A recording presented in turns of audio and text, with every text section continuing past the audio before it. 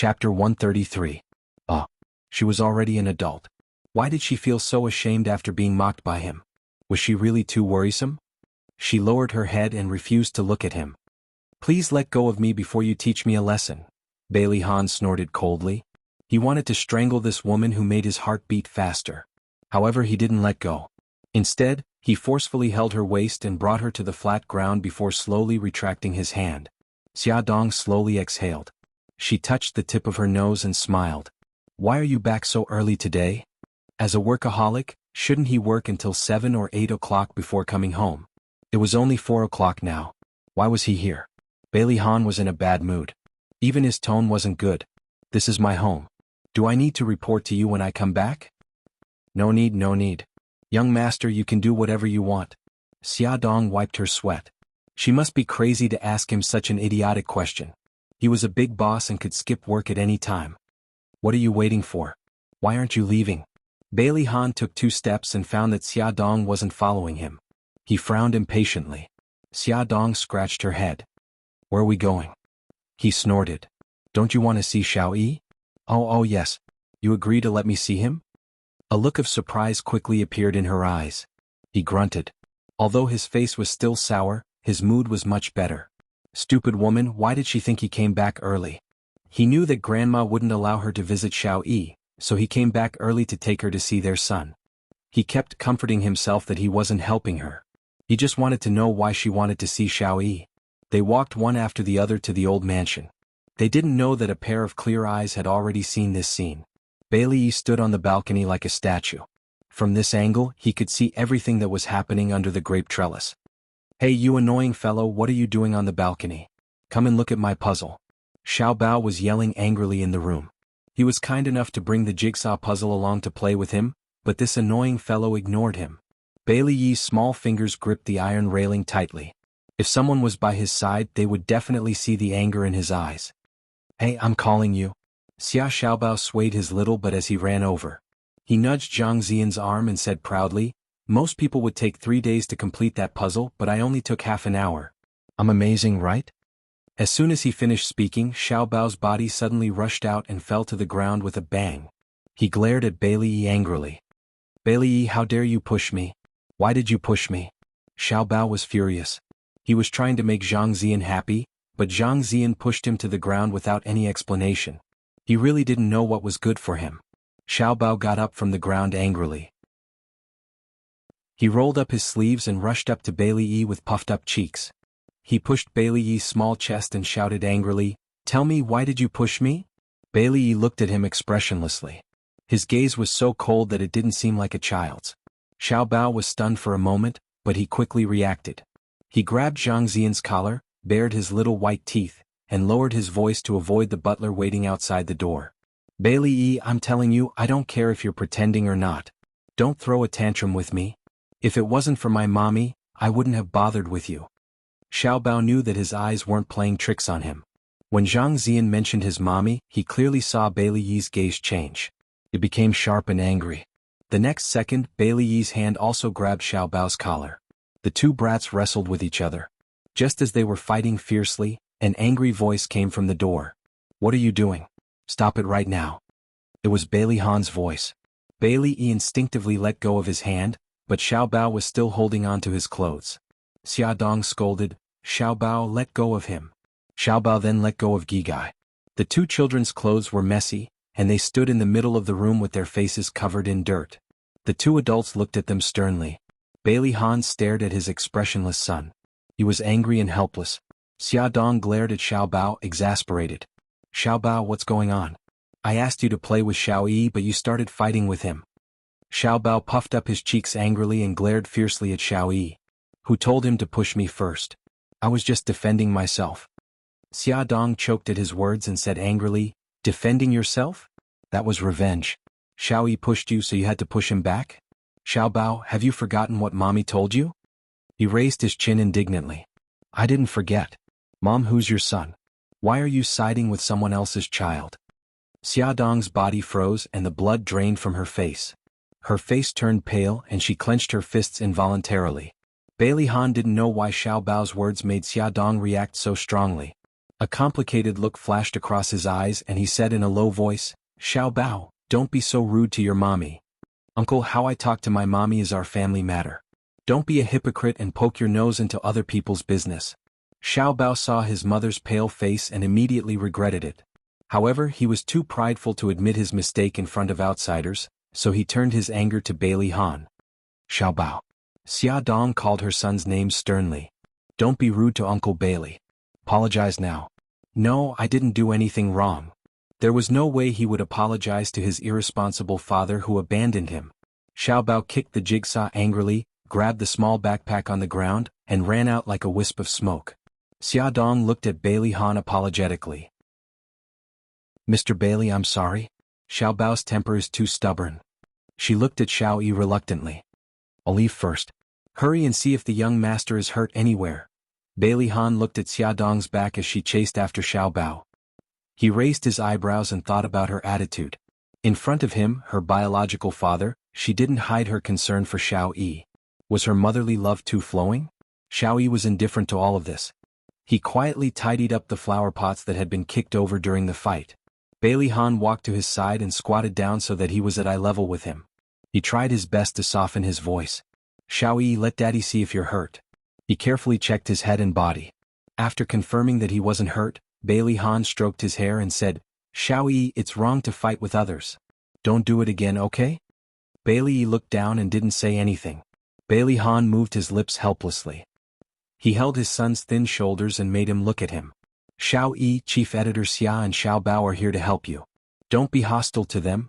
Xiao Yi still didn't respond. Even his eyes were dull. Bailey Han didn't dare to force him. He was worried that it would agitate him, so he took the puzzle pieces that Xiao Bao brought over. He pulled his son to sit on the thick carpet and chuckled. "It's been a long time since I played with puzzles. Shall we play with Daddy, okay?" He took apart the castles that he had pieced together and messed them up. Then he held his son's little hand and led him to find every piece of the puzzle. Gradually, when Bailey Han let go of his hand, Xiao Yi took the initiative to help him find the puzzle pieces. He was ecstatic and praised him at appropriate times. Slowly he let Xiao Yi solve the puzzle by himself. This time he didn't get the expected result. The disappointment only lasted for a moment and was replaced by joy. Compared to when he had just returned from the hospital, Xiao Yi had improved a lot. Bailey Han believed that Xiao Yi would recover soon. In the BMW, Xia Dong drove seriously. She didn't even look at Xiao Bao, who was sitting in the front passenger seat. Xiao Bao carefully moved his face closer and said pitifully, "Mommy, don't be angry anymore." As soon as they got in the car, Xiao Bao tried to please Xia Dong, but she didn't look at him. Xia Dong snorted. "You still know that I'm your mommy?" "Of course I know." Finally, his mother paid attention to him. He quickly raised his chubby little hand. "Mommy, I know I was wrong. I won't do it again." Xia Dong raised her eyebrows. "Tell me, what did you do wrong?" He looked bitter. "I shouldn't have fought with my classmates. In the future, when my classmates hit me, I should be magnanimous and bear with it. My biggest mistake was talking back to you, Mommy. I was rude to my elders." Xia Dong's mouth twitched.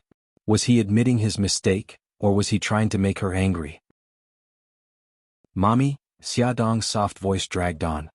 His large eyes kept blinking and there was a fawning smile on his pink cheeks. Xia Dong's heart softened. She reached out and patted his head. She sighed. "Xiao Bao, Mommy knows that you're unhappy that you have to play with Xiao Yi. But Mommy really hopes that you can become friends. Even if you can't become friends, you should at least be friendlier to him, okay?" Her eyes were full of hope. He was unconvinced, but he couldn't bear to disappoint her. He nodded reluctantly and asked sourly, "Mommy, why are you so nice to him? He was Bailey Han's child with someone else." She smiled. "Xiao Bao, actually Xiao Yi is very pitiful. He didn't have a mommy, friends, or siblings since he was young. Would you be willing to swap places with him?" He shook his head like a rattle drum. "No way." Although he didn't have Daddy's love, he had his mother and Uncle Shen who doted on him. He also had a super cute sister. Alright, there was also his great aunt and Auntie Yi. There were so many people who loved him. He didn't want to become Bailey Yi. "So, are you willing to treat him better?" Xia Dong guided him patiently. He nodded. His beautiful eyes were as clear as spring water. She ruffled his hair. "Good boy. Awesome novel." Songshu 566. Chapter 134. The director of Glamour magazine found out from someone that Xia Dong did not go abroad, so he called her and asked her to return to her position as the chief editor. Xia Dong politely declined. She had to take care of Xiao Guai and attend the autistic therapist training. She did not have the energy to devote to her work. She walked the streets and searched for many delicacies, especially desserts. She specially bought different types of desserts for Xiao Bao to bring and share with Xiao Yi. As usual, the housekeeper led Xiao Bao upstairs while Xia Dong sat in the living room. The housekeeper helped Xiao Bao carry an exquisite food container and a bag of toys upstairs. After sending him to his room, the housekeeper closed the door and waited outside. When Xiao Bao entered, Xiao Yi was playing a jigsaw puzzle alone. Xiao Bao chuckled and ran to his side. "I'm not playing jigsaw puzzles today. I brought something new for you." He did not care if Xiao Yi ignored him and dragged the bag of toys over. In the Mickey Mouse pattern pocket, there was a small hemp dartboard. He took the dartboard out of the pocket and said, "Let me tell you, I'm a dartboard expert. Looking at you, you must have never played before. But don't worry, I'll teach you." Xiao Bao patted his chest proudly and ran around the room like a gust of wind. He quickly found a place to set the dartboard and stood on a stool. After setting the dartboard, he casually took out a dart and glanced at Xiao Yi, who was focused on the jigsaw puzzle. "Hey, watch carefully. I'm going to shoot the dartboard." After shouting for a long time, Xiao Yi still ignored him. "Wah, this annoying guy is not cooperating at all." Xiao Bao glared at him angrily and vented his anger on the dartboard. He mustered all his strength and threw the dart in his hand. Swoosh! It hit the bullseye. Xiao Yi looked up at lightning speed and then quickly looked down. Xiao Bao clapped happily. He had not practiced for a long time, but his skills had not deteriorated. He turned around proudly and wanted to show off. Unfortunately, the other party did not even look at him. He shot a few darts and hit the bullseye. Unfortunately, no one appreciated it. Little Treasure scooted over to Little Wingsy's side and sat down. He supported his forehead with one hand and sighed sadly. Why did he have to accompany this taciturn person during the summer vacation? He used his elbow to poke Xiao Yi, who was working hard. "Bailey, I'm curious. Are you pretending?" If he was pretending, how could he endure it for so long? If he was in Xiao Bao's shoes, he would not be able to endure it. "Bailey E." Little Treasure changed his position and lay on the ground looking at him. He propped up his chin with both hands and said with a gossipy expression, "Tell me quickly. Is it an act? By the way, your daddy canceled the wedding. Is that annoying woman very sad and angry?" Unfortunately, I did not get to see her reaction. His pink lips chattered non-stop. Bailey E tightened his grip on the platter as if he was trying to restrain himself. Although it was a subtle movement, Xiao Bao still noticed it.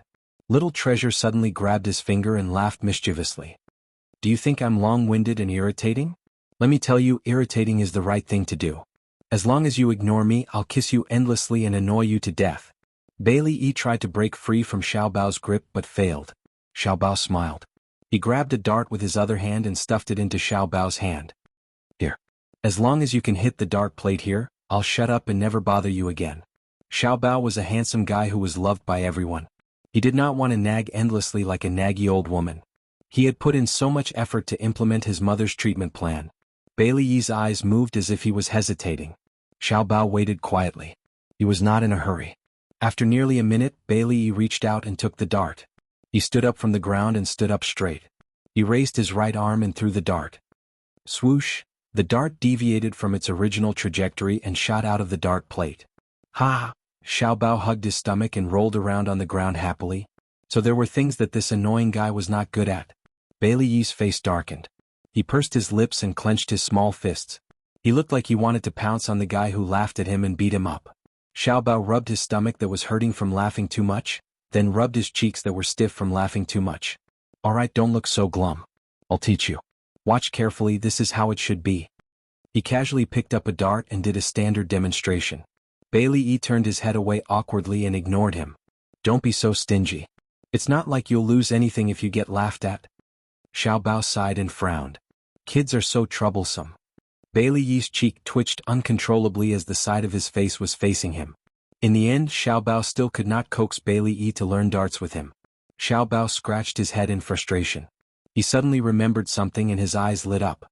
He quickly ran to the table and took the food box from it. As soon as he opened the lid of the food box, the aroma of food wafted out. Layer by layer. Like peeling bamboo shoots, Xiao Bao took out the small boxes one by one and placed them on the floor. The fragrant pastries immediately attracted Bailey Yi's attention. Xiao Bao quickly handed him a pair of sanitary chopsticks. Don't be shy. Hurry up and eat. Bailey Yi did not take the chopsticks. Instead, he averted his gaze. Xiao Bao's bright black eyes rolled around. 2 little dimples appeared on his rosy cheeks. He picked up a pastry and took a bite happily. Wow, it's so delicious. It's fragrant and crispy. It's sweet and not greasy. It's so delicious. Bailey Yi swallowed his saliva quietly. Suddenly his vision blurred. Xiao Bao was already in front of him. He picked up a pastry with his chopsticks and fed it to him. Hurry up and eat. It won't taste good when it's cold. Let me tell you, other than Xiao Guai, no one else has ever received such high treatment before. If you weren't my friend, I wouldn't have fed it to you. Friend? Bailey Yi was stunned. His mouth opened involuntarily. The pastry melted in his mouth. It had the fragrance of roses. It was sweet and soft. It was really delicious. He couldn't help but chew. Xiao Bao smiled brightly and handed him another piece of red date cake. Try this. It's delicious too. Bailey Yi did not refuse and reached out to take it. Xiao Bao beamed and said proudly, It's delicious, isn't it? My mommy heard that you like sweets and specially went to many places to buy it. Before he could finish his sentence, Bailey Yi threw away the red date cake in his hand and ran to the trash can to spit out the food in his mouth. Finally, he angrily kicked the pastries on the ground and kicked them all over the floor. Are you crazy? My mommy spent a lot of effort to buy those. Xiao Bao ran over to stop him. However, he seemed to be even crazier. Not only did he kick the pastries, but he also screamed in agitation. Xiao Bao did not dare to go near him. The butler guarding the door heard the commotion and immediately pushed the door open. He said nervously, Young master, don't be agitated. Take a deep breath. Xiao Bao stared blankly at Bailey Yi. Something flashed through his mind, but he couldn't grasp it. Young Master Qi, you should come out first. The butler wiped the sweat from his forehead. Xiao Bao glanced at Bailey Yi and walked towards the door. After a few steps, he suddenly turned around. Bailey Yi, do you hate my mommy? He finally grasped that little bit of information. It seemed that every time he mentioned his mommy, Bailey Yi would have abnormal emotions. Bailey Yi's screams gradually stopped. Xiao Bao bit his lip and stared at him hatefully. You really hate my mommy. Let me tell you, my mommy is different from that annoying woman. My mommy is really good to you. Young Master Qi, don't say any more. Let's go downstairs first. The butler was drenched in cold sweat. He was so worried that the young master would lose his temper again. Humph, don't think of everyone as a bad person. My mommy doesn't want to marry your daddy. Xiao Bao huffed. He picked up his little backpack and ran downstairs. That bastard Bailey. He must think that mom helped him to get close to Bailey Han. That's why he hates her. Bailey Yi looked at the food spilled everywhere without any expression on his face. Xia Dong held the hand of a fuming Xiao Bao as they walked out of Bailey's house. Baby, why are you so unhappy? Xiao Bao huffed. It's all Bailey Yi's fault. He threw the food mom bought for you everywhere. He doesn't like you. He thinks you helped him to marry Bailey Han. Xia Dong tightened his grip on his hand. Is this what little Wingsy said? He's willing to talk? Of course not. I guessed it.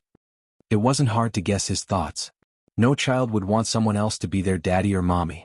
Just like Xiao Bao himself, he didn't want another man to be his daddy. Of course, he didn't want Bailey Han to be his daddy either. So, in comparison, Uncle Shen was the most suitable. Xia Dong's mouth twitched. I think you're overthinking it. The mother and son were walking to the parking lot when a high-class sports car suddenly drove over. Su Yunqian elegantly got out of the car. She smiled faintly.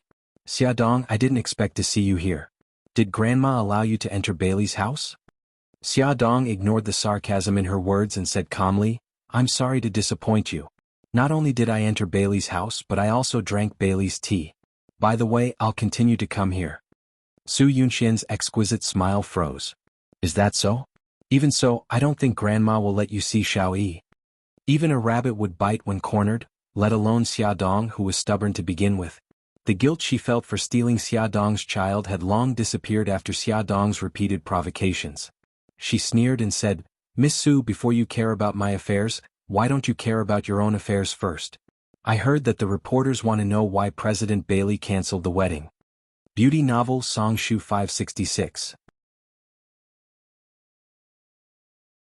Chapter 135. Xia Dong's counterattack had undoubtedly poked at Su Yunqian's sore spot. Her beautiful eyes stared fixedly at Xia Dong, filled with hatred. If it weren't for Xia Dong's existence, she would have long become the mistress of the Bailey family. Damn it, it's all that B*TCH's fault. She gritted her teeth and squeezed out a smile. Even if Han and I call off the wedding, don't even think about marrying him. Based on what you did back then, you have no right to stand by his side. Xia Dong smiled faintly. Miss Su, I suggest you see a psychiatrist. Your paranoia is really getting worse. Su Yunxian's expression turned ugly. She took a step forward and seemed to want to say something. Xiao Bao shrank his neck in horror and hid behind Xia Dong. Mommy, paranoia is really scary. Let's stay away from this auntie. Xia Dong stroked her son's hair seriously. That's right. Paranoia is really scary. Baby, remember to stay 10 meters away from this auntie when you see her in the future. No, you should stay as far away from her as possible. Yes. Mommy, I'll remember. The mother and son got into the car as if there was no one else around. Su Yunxian was left alone on the spot, gritting her teeth in hatred. Xia Dong was about to start the car when she saw her son take something out of his small bag. He rolled down the car window and aimed at Su Yunxian's car tires and shot it. As his actions were extremely fast and there was no sound during the shooting process, Su Yunxian, who had already turned and walked towards the old Bailey mansion, naturally didn't see it. However, Xia Dong saw it clearly. She raised her eyebrows. Baby, what are you doing? Xiao Bao waved the thing in her right hand and smiled like a little fox. My secret weapon, pearflower storm needles. Once I see blood, I'll destroy that damn auntie's tires. The corner of Xia Dong's mouth twitched. Brother Shin must have given him another inexplicable hidden weapon. She rubbed his head and said, well done, worthy of praise. However, this thing is very dangerous. You have to be careful when using it. Worried that he wouldn't know what to do, she thought for a moment and said, when you use it, you have to be clear about the situation. For example, if you have a conflict with a child, you can't use it against them. If you're facing a kidnapper or a bad guy, you have to use this weapon without hesitation. Do you understand? I know. Don't confuse me with a 3-year-old child. Xiao Bao rolled his eyes impatiently. He already said that he was a genius. How could a genius not understand these things? Hey, little old man, you're only 4 years old. Xia Dong flicked his forehead in annoyance. All right, buckle up. Mommy is going to drive. Su Yunxian was very annoyed by Xia Dong and her son, but when she saw the housekeeper, she still smiled appropriately. Housekeeper, I'm here to see Grandma and Xiao Yi. Is Grandma in? The housekeeper said politely, Miss Su, old madam heard that you're coming and is waiting for you in the study. Okay, thank you. Su Yunxian went straight to the study on the 3rd floor. When she walked into the study, old madam was chatting with old master. The two elders were sitting on a rattan chair and chatting happily. The atmosphere was harmonious. Grandma, Grandpa. Su Yunxian greeted them politely. Yunxian, you're here. Come and sit here. Old madam pointed to the seat beside her and pressed the bell. Soon a servant came in and served them tea. After chatting for a while, old madam suddenly said, Yunxian, did something happen between you and Ahan? I think he's been a little strange recently. Old madam's words were too tactful. Bailey Han was not only strange, but he completely ignored Su Yunxian as if she was a stranger. Su Yunxian forced a smile, and her eyes revealed a touch of sadness. I think Han is too tired. And something like this happened to Xiao Yi. Sigh, Ahan's temper has been like this since he was young. He likes to hide everything in his heart. Old madam took her hand and patted it gently. Yunxian, you have to understand him. Don't worry. When Xiao Yi recovers, I'll immediately hold your wedding. It'll definitely be a grand affair. Su Yunxian's eyes reddened with gratitude. Grandma, thank you, old madam rebuked. Let's not be so formal. Tell your parents what I said just now so that they can feel at ease. I know, Grandma. Before I came, my mommy told me to visit you more often. If you need anything, just let me know. Don't be shy, old madam was very emotional. Your parents are reasonable. Help me thank them. The two chatted for a while. Su Yunxian proposed to visit Xiao Yi. Old madam was very comforted. She went downstairs with her and walked into Bailey Yi's room. The room had been cleaned and tidied up. Bailey Yi leaned against the cushion, holding a small laptop and surfing the internet. Baby, look. Annie Yunxian is here to see you. Although he did not respond every time she spoke to him, the old lady did not give up. Xiao Yi, what are you busy with? Su Yunxian bent down and stroked Bailey Yi's hair intimately. Xiao Yi. Su Yunxian anxiously walked forward, wanting to comfort her. Old Madam suddenly said sternly, Yunxian, don't go over there. Grandma? Su Yunxian looked aggrieved. The old madam paused and softened her tone. If we go over now, it'll only make him lose control of his emotions. The best thing to do now is to ignore him and let him calm down. This was the method that Lin Yi, the psychotherapist, had taught her. I see. I understand. Su Yunxian bit her lips and seemed to have made a very important decision. Grandma, I don't know why, but Xiaoyi gets agitated every time he sees me. In order not to agitate him, it's better for me to visit him less in the future. Old Madam also thought about this problem, but she was too embarrassed to bring it up. She did not expect Yunxian to bring it up herself. She immediately let out a sigh of relief. That's good too. Yunxian, it's been hard on you. Su Yunxian smiled. Of course not. We are all doing this for Xiaoyi's good. Grandma, I'll leave first. I still have something to do. I'll come to see you in 2 days. After saying goodbye to Old Madam, Su Yunxian walked out of the old house. She was already depressed to begin with. Why was Bailey Yi so agitated every time he saw her? Was he pretending to be sick? Or was he really sick, but subconsciously remembered what she had done to him? Su Yunxian drove for more than 10 meters and realized that something was wrong. She got out of the car to check and found 2 very thin needles stuck in her tires. She was so angry that she stomped her 10-centimeter high heels. Fortunately, she did not drive too far. When she returned to the old house, she asked the servant to change her tires. After she started the car again, she thought for a while and felt that it was Xia Dong's doing. After all, that was Bailey's territory. Outsiders could not enter. The servant knew her and it was impossible for them to puncture her tires. Only Xia Dong had the motive to do this. Xia Dong, how dare you do such a childish thing? If Su Yunxian was not driving, she would have stomped on the ground to vent her anger. No, she could not be in a passive position anymore. She had to find a way to turn the situation around. It had been a month and a half since Su Xingqian was injured.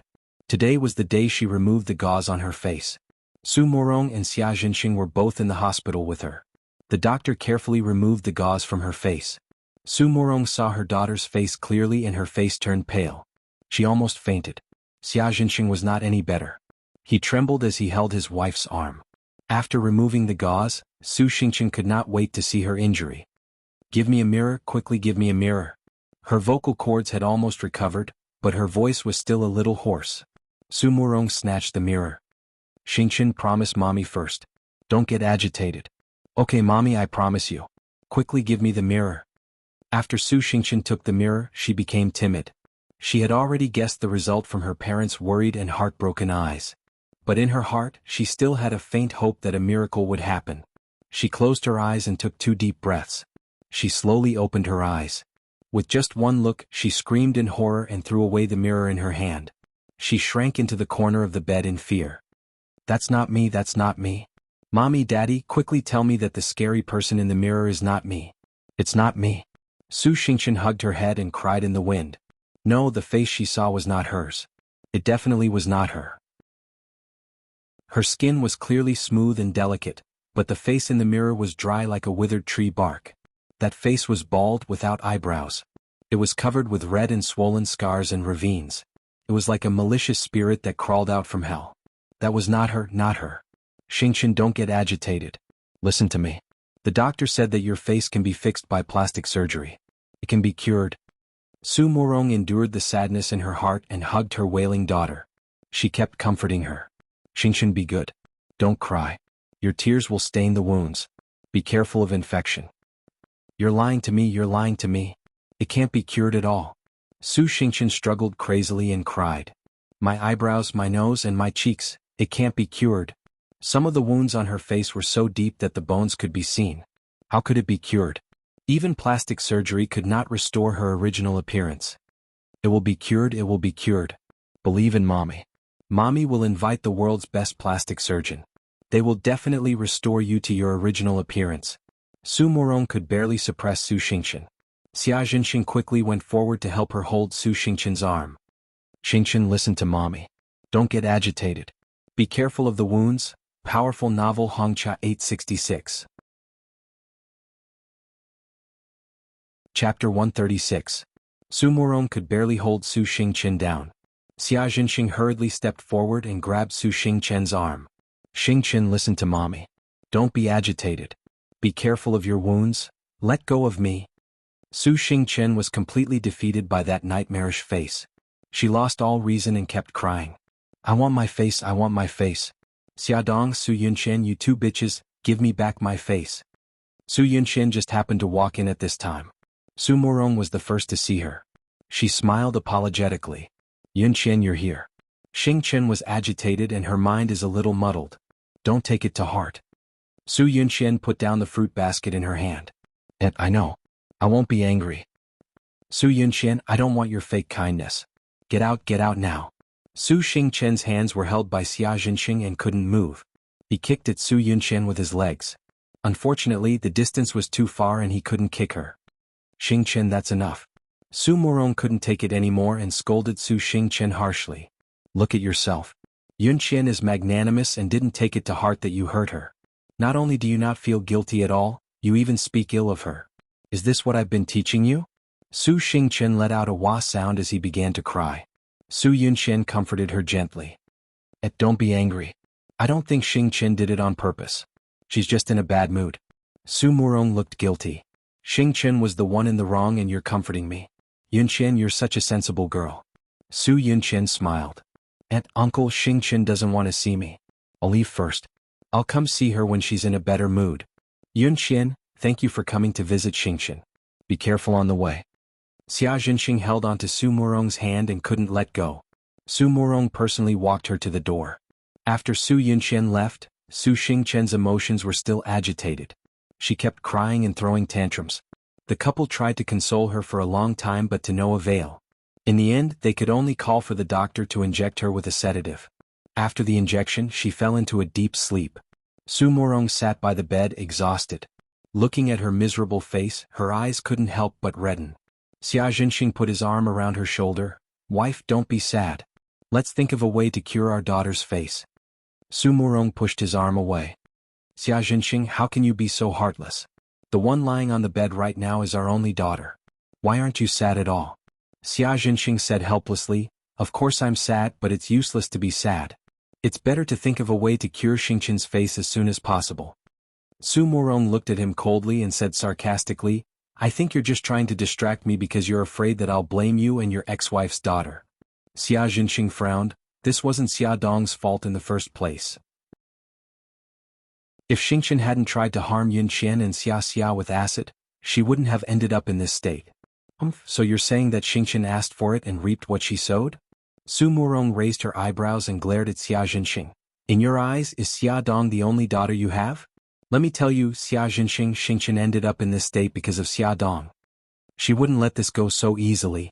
Xia Jinxing saw a flash of viciousness in her eyes and hurriedly explained, Honey, what are you talking about? Ever since we got married, I only have you and Xingchen in my heart. I'm also very sad that Xingchen got hurt. Let's not talk about other things for now. Saving our daughter is more important. He knew that the more he explained, the more Su Murong would hate Xia. Su Murong slowly let out a sigh of relief and calmed down a lot.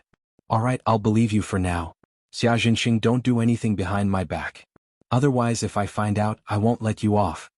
Su Xingchen's face had third-degree burns. Because the acid had flowed down from her forehead to the bridge of her forehead, nose, and chin had the deepest injuries. Even the bridge of her nose was faintly visible and her lips were deformed. Even plastic surgery could only make her face look more normal.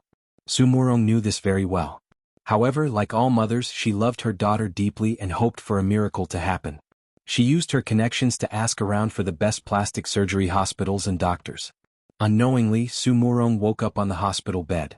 When she saw her mother by her bedside, she was disheartened and tears welled up in her eyes.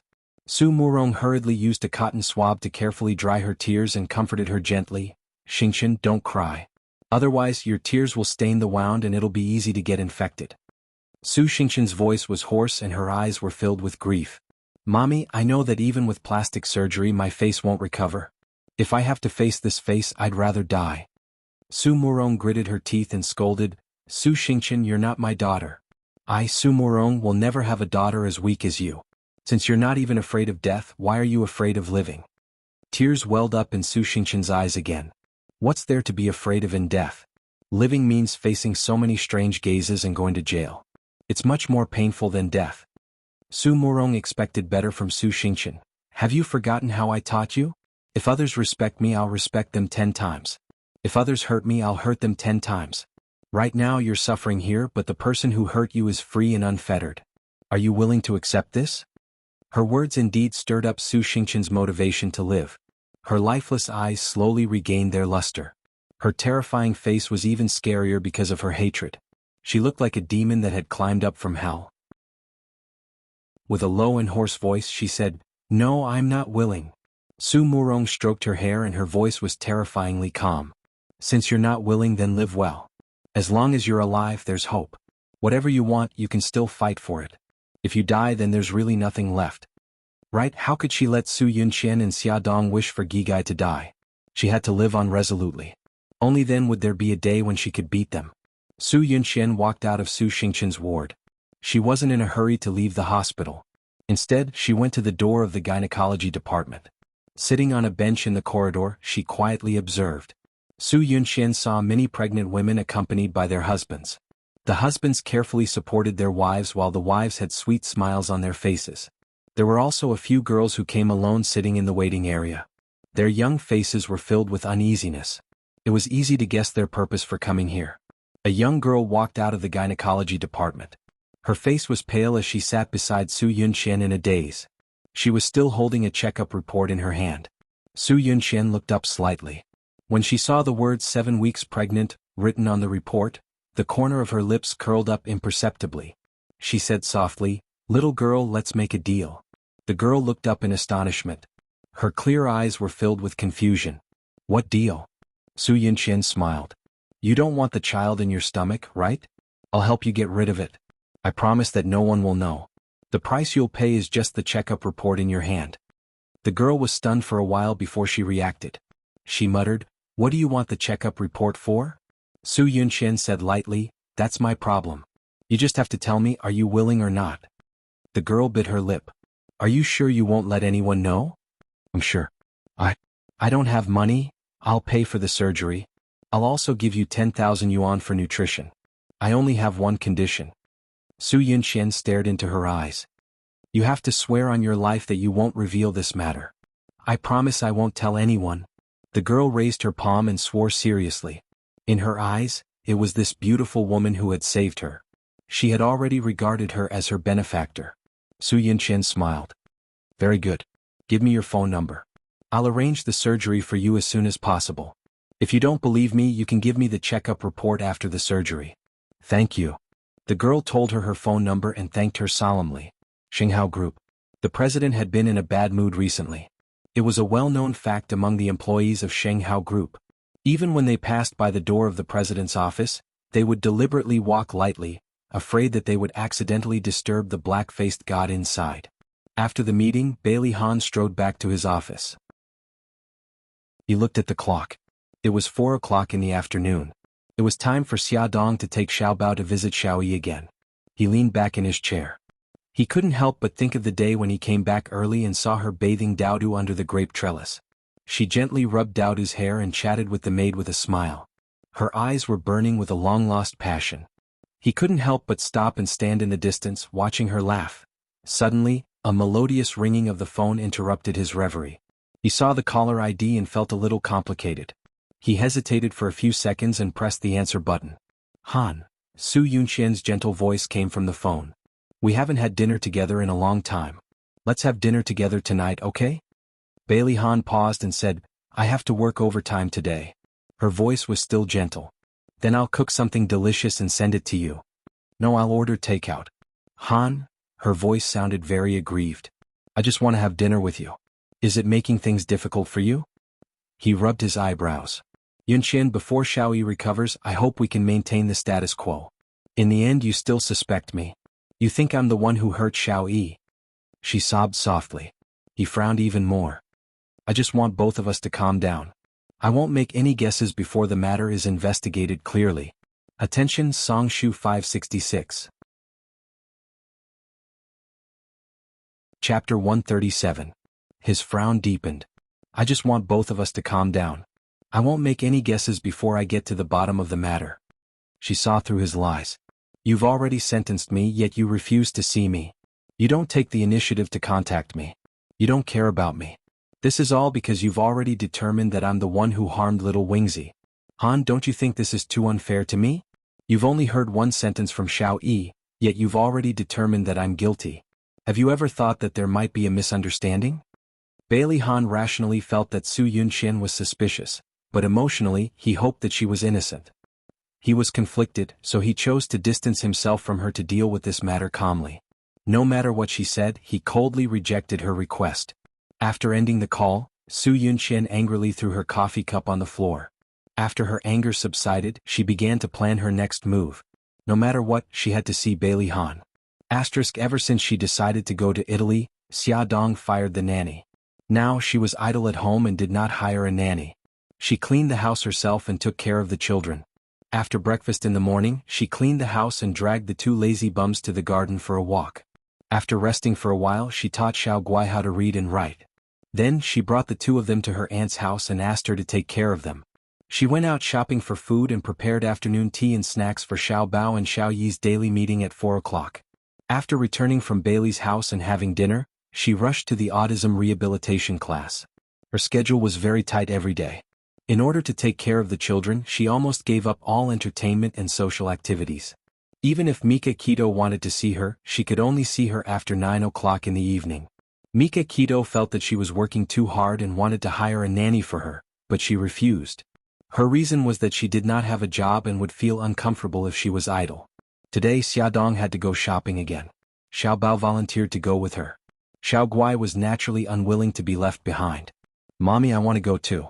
I can help you pick out desserts for Brother Yi. Xia Dong pinched her delicate nose in amusement. What do you know how to pick? There are a lot of people on the streets and it's very hot. It's not fun at all. Xiao Guai, don't go, okay? No, her daughter shook her arm and looked at her pitifully with watery eyes. Mommy, I haven't played outside in a long time. Let me go, but the weather is very hot now. Mommy is afraid that you will get sunburned. The sun in late July was very scorching. Mommy, wait for me. She ran into her room like a wisp of smoke. After fiddling around for a while, she ran out with a pink hat and said with a grin, Mommy, look. It's not hot anymore after I put on the hat. Gigai, be good. There are a lot of people on the streets, so it's better if you don't go. Come to Grandaunt's house to play, okay? Xiao Guai blinked her big watery eyes. Mommy, if you don't want me to go out to play, then take me to Brother Yi's house, okay? Xia Dong was in a difficult position. Xiao Bao puffed out her small chest. Mom, let Gigai come with me to Bailey's house. I will take good care of her. I will definitely not let Bailey Yi bully her. Also, didn't you want us to be friends with Bailey Yi? With Xiao Guai, Bailey Yi will have another friend. The little guy was calculating in his heart. It was very boring to be alone with Bailey Yi. With Xiao Guai, it would definitely be more interesting. Xiao Guai threw herself onto Xia Dong's leg and rubbed against it. That's right, Mommy. I also want to be friends with Brother Yi. Xia Dong looked at the two little guys' expectant eyes and nodded in agreement. The housekeeper's mental fortitude was quite good. She was not surprised by the sudden appearance of another little bun. She calmly led them upstairs. After more than 10 days of interaction, Xia Dong was already able to chat with the servant who made her tea. She was no longer restrained in the living room. Instead, she walked around the garden and helped Xiao Lu bathe Lil P. She especially loved the stone bench under the grape trellis because from there she could see Bailey Yi's room on the second floor. If she was lucky, she could even see him standing on the balcony. Even if she couldn't get close to him, she was satisfied to see him from afar. She sat under the grape trellis again. On the surface, she appeared to be enjoying the cool air, but in reality she was secretly observing Bailey Yi's room. Unfortunately, Xiao Yi wasn't on the balcony today. The large floor-to-ceiling window had its curtains drawn, so she couldn't see the situation inside. At this moment, Bailey Yi was playing Go with himself. From time to time, he would turn his head to look at the clock on the table. When he saw the hour hand pointing to 4, a strange light flashed across his eyes. There was a knock on the door. He lowered his head and looked seriously at the chessboard. Young Master Qi and Miss Xia are here to visit you today. After the housekeeper said this, she left the room. Bailey Yi didn't look up. Brother Yi, do you still remember me? I'm Gigai. Xiao Guai let go of Xiao Bao's hand and carefully walked to Bailey Yi's side. Bailey Yi still didn't look up. Xiao Bao said sourly, Gigai, you promised me that you wouldn't call him brother. You've forgotten again. I'm sorry. Xiao Guai stuck out her tongue cutely. She always seemed to forget things. She propped up her little head with her meaty arms and leaned against Bailey Yi's table. She asked curiously, "Bailey Yi, don't you find it boring to play with yourself?" Bailey Yi's hand that was holding a go piece paused. Xiao Bao sharply caught it. Her lips curled into a mischievous smile and she deliberately said loudly, "He won't be bored. Anyway, he's bored every day and doesn't play with anyone else. He can only play with himself." "But that's so pitiful." Xiao Guai reached out her little hand and gently stroked Bailey Yi's hair as if she was petting her own pet. "Bailey Yi, from today onwards, brother and I are your friends. Don't play by yourself. Play with us." Bailey Yi acted as if he didn't hear her. He lowered his eyes and continued with his actions, placing a go piece on a certain spot. "Oh right, Bailey Yi, are you hungry? My mommy bought a lot of delicious pastries for you." Xiao Guai grabbed his hand and dragged him to the coffee table. "Come with me. I'll get them for you. They're delicious." Bailey Yi was like a puppet, allowing her to drag him to the sofa beside the coffee table. Xiao Bao helped Xiao Guai open the lunchbox and took out small boxes of exquisite and delicious pastries. "This is vanilla, this is purple potato, and this is red bean paste. Brother likes red bean paste. Here you go. Bailey Yi, which flavor do you like? I'll get it for you." Xiao Guai happily helped everyone distribute the pastries. Bailey Yi reached out his finger and slowly pointed at the little rabbit-shaped pastry in front of Xiao Guai. Xiao Guai's cute little face fell. "Ah, you like this rabbit? But I like it too. Forget it, I'll let you have it." It was rare for Brother Yi to take the initiative to express his opinion, so she might as well let him have it. So Bailey Yi calmly put the little rabbit into his mouth. Xiao Bao wasn't sure if he was imagining it, but he felt that Bailey Yi's attitude towards his mother had changed. He no longer rejected the food she brought and even ate with a clear conscience. Like now, for example, he purposely stole Gigai's favorite rabbit. Xiao Bao, who had a huge sister complex, was very unhappy. He glared at him, and used his eyes to condemn him. Bailey Yi ignored his anger and calmly picked a puppy-shaped pastry and put it on Xiao Guai's plate. "Is this for me? It's so cute." Xiao Guai beamed. Brother Yi wasn't as autistic as her brother said. He even took the initiative to give it to her. Xiao Bao was even more unhappy. He had been with him for more than 10 days. He didn't even look at him, let alone take the initiative to give him something. What a perverted guy, Xiao Bao cursed in his heart. Suddenly, a hand appeared in front of him. A black guy that looked like a panda landed on his plate. "Humph, at least you have some conscience." Xiao Bao didn't hold back. He picked up the panda pastry and took a bite. The next second he spat it into the trash can. "Damn it, of all things, you chose the peanut butter one. He hated peanut butter the most, you bastard." A smile quickly flashed across Bailey Yi's eyes. After spitting it out, Xiao Bao still felt a strange taste in his mouth, so he ran to the bathroom to rinse his mouth. The bathroom was next to the door and the door wasn't locked. It was just ajar, so when Xiao Bao came out of the bathroom, he happened to hear someone talking to the housekeeper outside the door. "Housekeeper, Mrs. Su called just now. She said that Miss Su is sick and wants the eldest young master to visit her." The housekeeper lowered his voice. "Then go and report this to the old madam." Xiao Bao swayed his little butt and sat back in his seat. He poked Bailey Yi with his elbow. "Let me tell you. I just heard from the servant that Su Yunqian is sick and wants your daddy to visit her." He snorted and continued, "I'm guessing that your daddy definitely doesn't want to visit her. That's why she called here and used your great-grandmother to force your daddy." After saying that, he stared at Bai Li with a serious expression.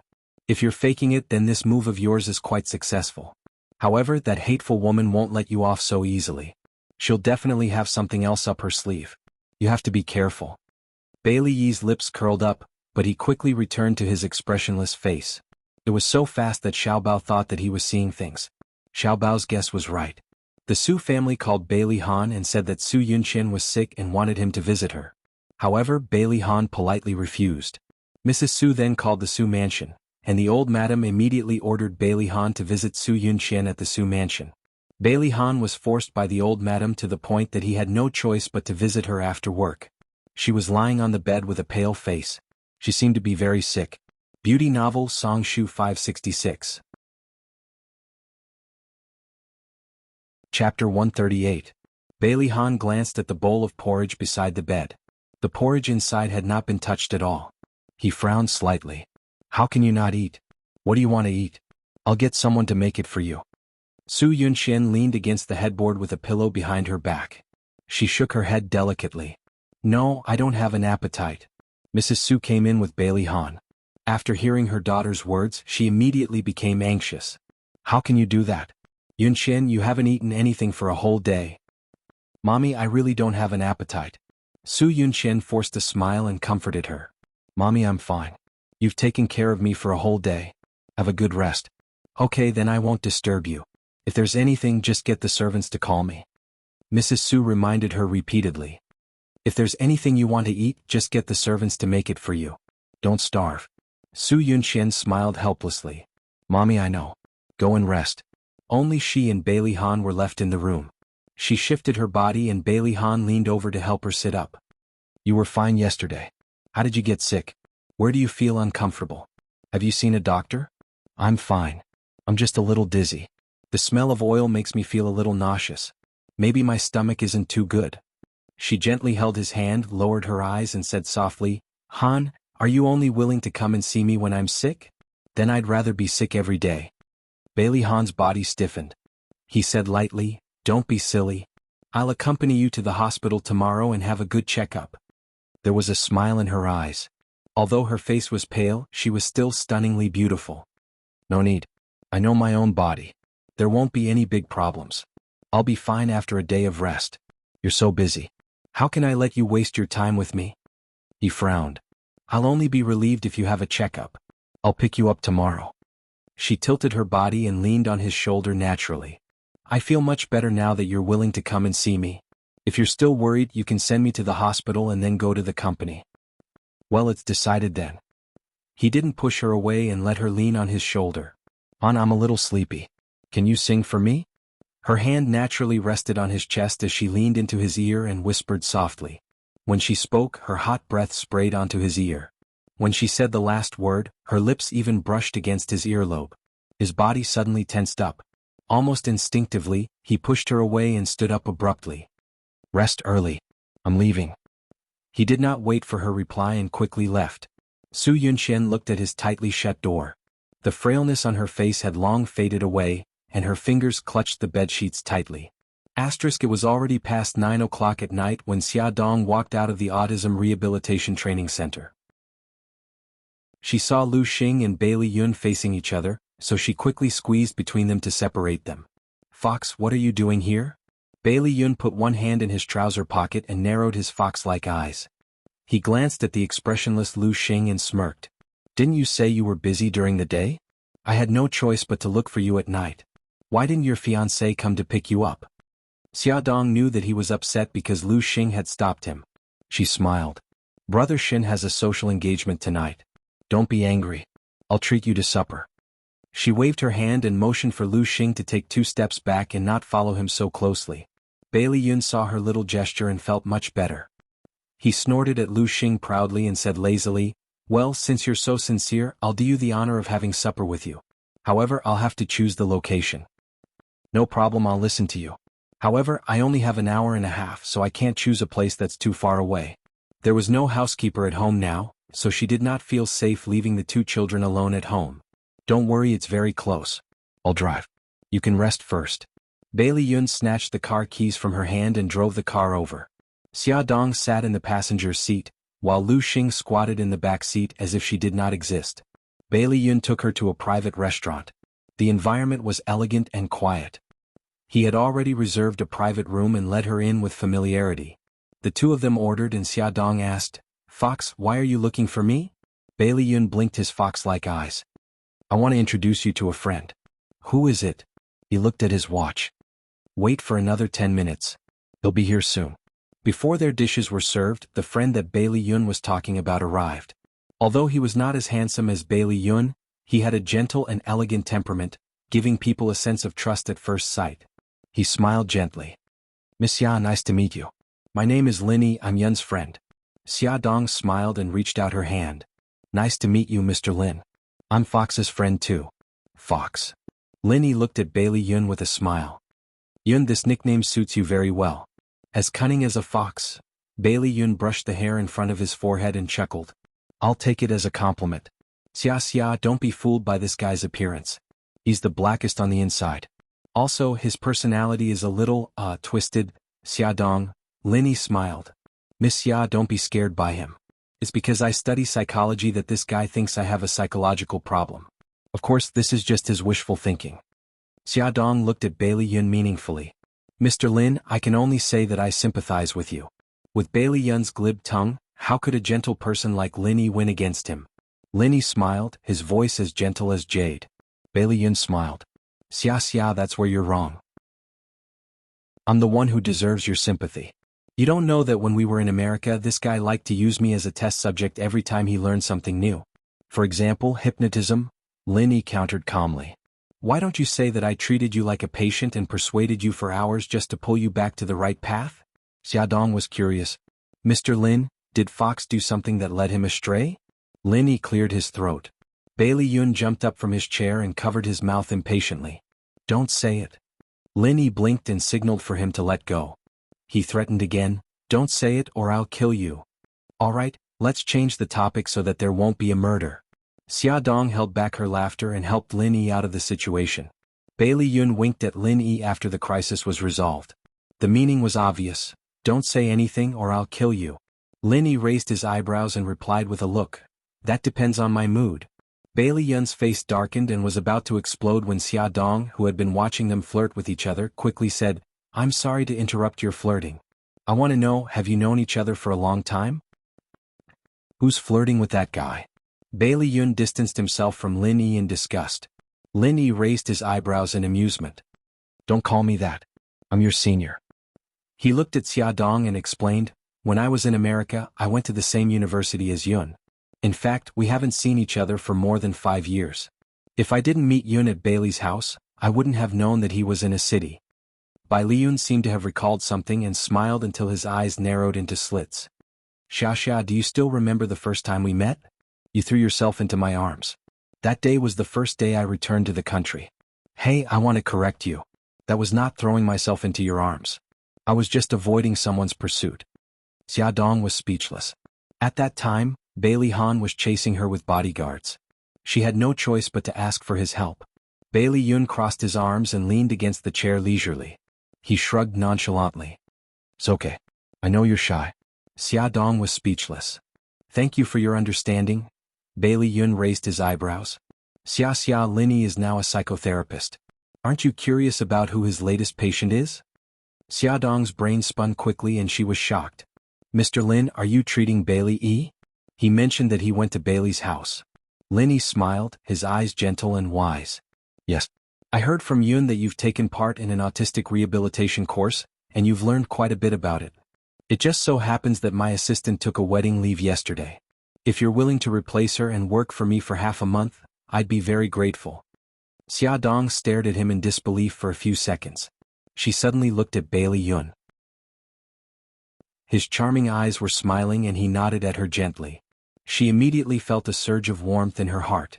She pursed her lips and turned back to Lin Yi with a bright smile. Mr. Lin, thank you. You don't have to thank me. If you want to thank someone, thank that kid Yun. He said a lot of good things to me, Lin Yi said humorously. I think he said all the good things he's going to say to me in advance. Xiaodong knew that Bailey Yun must have put in a lot of effort to make her a temporary assistant. On the way home, she thanked him sincerely. Fox, thank you. If it wasn't for you, I wouldn't have the chance to meet Xiao Yi. Bai Liyun's lips curved up. Don't listen to Lin Yi's nonsense. His assistant is on leave and you have the knowledge in this area. If I introduce you to him, he'll be more than happy. Xiaodong knew that he said this because he didn't want her to feel burdened. She was even more grateful. He reminded her. Xia, from tomorrow onwards you'll be Lin Yi's assistant. I'm worried that Grandma and the others will recognize you and misunderstand you. It's best if you disguise yourself. Yes, I've thought about that. I'll be careful. She had thought about how to disguise herself when they were eating. She had to make it so that no one could recognize her. She couldn't bring trouble to Lin Yi. Attention Hongcha 866. Chapter 139. Early the next morning, Bailey Han drove to the Su family home. After sending Su Yunqian to the hospital, he gave her a few more instructions before leaving. After he left, Su Yunqian dialed an unknown number. Xiaoxi, I've already arranged for the surgery. Come to the first hospital now, said Xiaoxi, who was the young woman whom she had bumped into outside the gynecology and obstetrics department the other day. Half an hour later, Xiaoxi appeared in front of Su Yunqian, wearing a cap and a surgical mask. Su Yunqian almost couldn't recognize her if she hadn't taken the initiative to greet her. "Don't be afraid, no one will find out who you are. Let's go over now." Su Yunqian led Xiaoxi out of the hospital and hailed a taxi. After driving for a while, the taxi pulled over in front of an old building. They had arrived at a private clinic where the clinic would not ask for any information about the patients. As long as the patients were willing to pay, the clinic would perform the abortion procedure on them. The confidentiality of the procedure was very high. Of course, the fees charged here were much higher than those charged in official hospitals. Su Yunqian had already made an appointment with a doctor long ago. After Xiaoxi entered, she immediately lay down on the operating table. More than 2 hours later, she walked out of the operating theater with the help of the nurse, Mississippi. Her face was as pale as a sheet. Su Yunqian stopped playing games on her mobile phone and looked up at her. "Can you still walk?" "Yes." Xiaoxi grabbed her handbag and cap from the rack and said, "Miss Chin, let's find a place where we can talk." Su Yunqian did not tell Xiaoxi her real name and lied to her that her surname was Chen. When they made their way downstairs, Su Yunqian kindly held onto Xiaoxi's arm and she was extremely grateful for her help.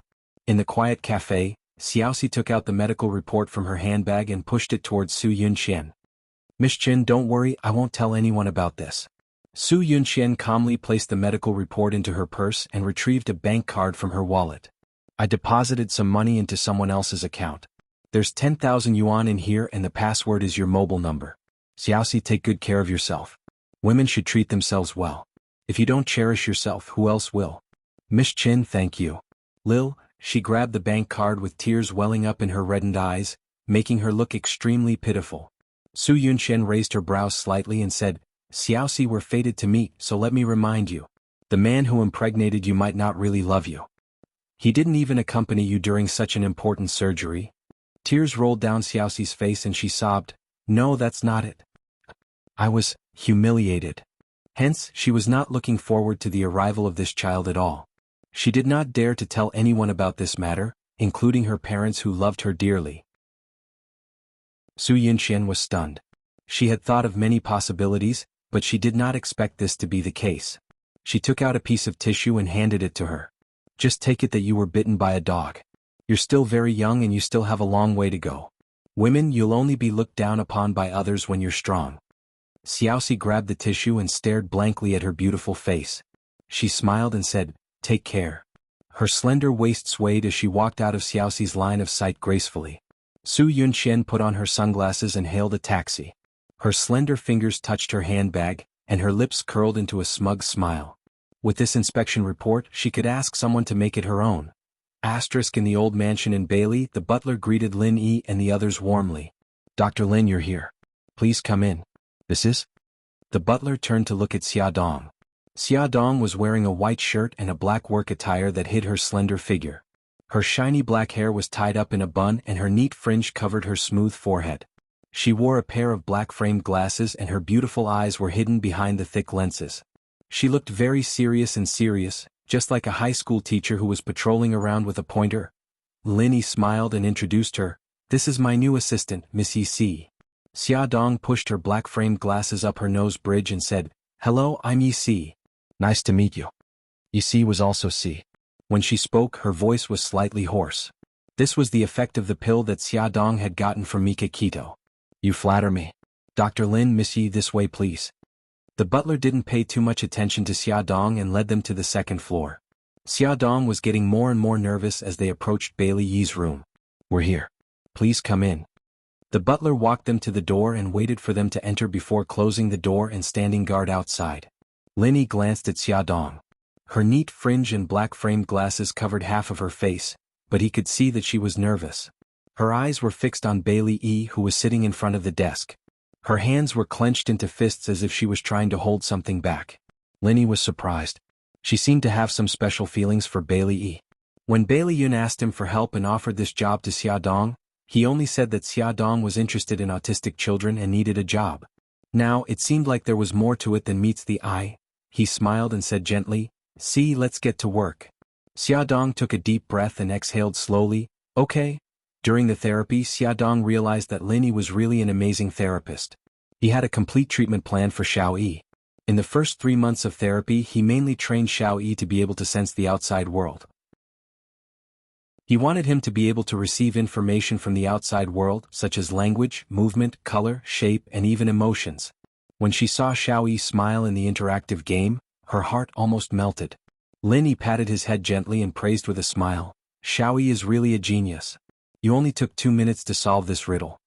Xiaoyi didn't say anything, but the light in his eyes shone even brighter. 1.5 hours passed quickly. It meant that the therapy for the day was about to end. Lin Yi looked up at Xiaodong. Throughout the therapy, her eyes were on Xiaoyi.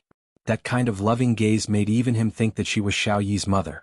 Xiaodong felt Lin Yi's probing gaze and quickly looked away. Her expression was slightly flustered. Lin Yi smiled. "See, please take out the Jiuquan rings for me." Okay. Xiaodong took out the Jiuquan rings from the box Lin Yi brought with him and handed it to him. "See, give this to Xiaoyi." Okay. Nervousness gripped her heart. She squatted down and looked at Xiaoyi at eye level.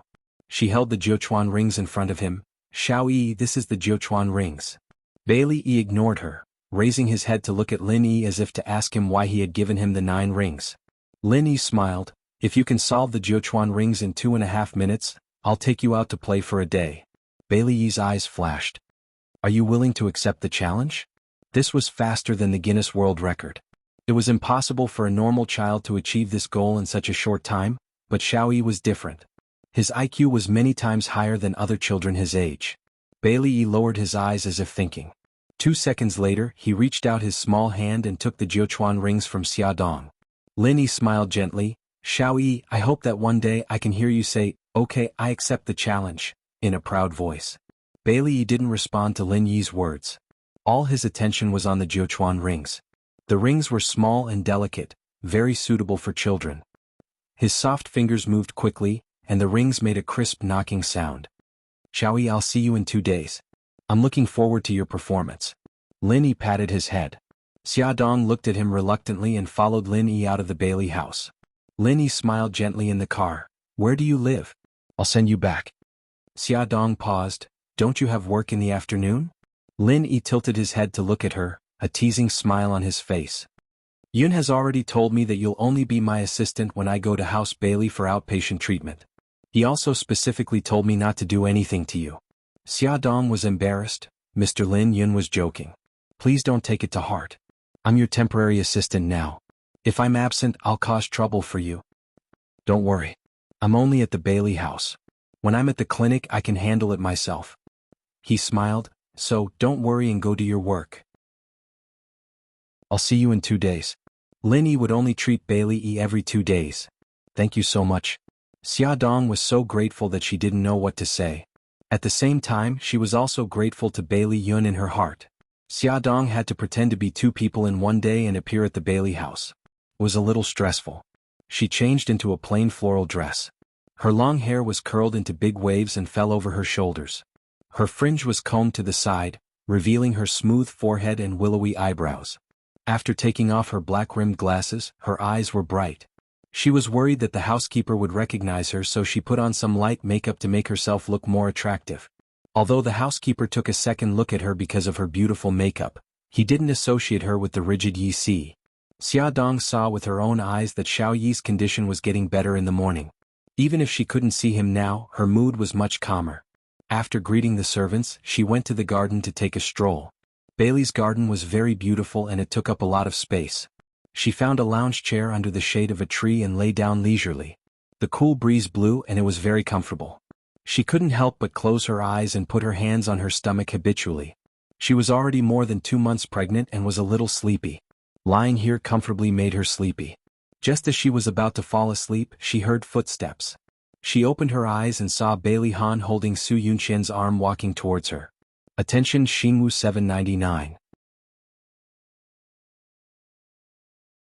Chapter 140. Standing together, they really looked like a perfect couple. Watching them walk over, Xiaodong couldn't help but recall the scene of them walking down the red carpet hand in hand during the wedding rehearsal. "Miss Xia, how have you been?" Su Yunqian spoke first with a gentle smile. Bailey Han let go of Su Yunqian's arm and frowned. "Why aren't you in the living room? It was so hot outside." Wasn't she afraid of getting sunburned?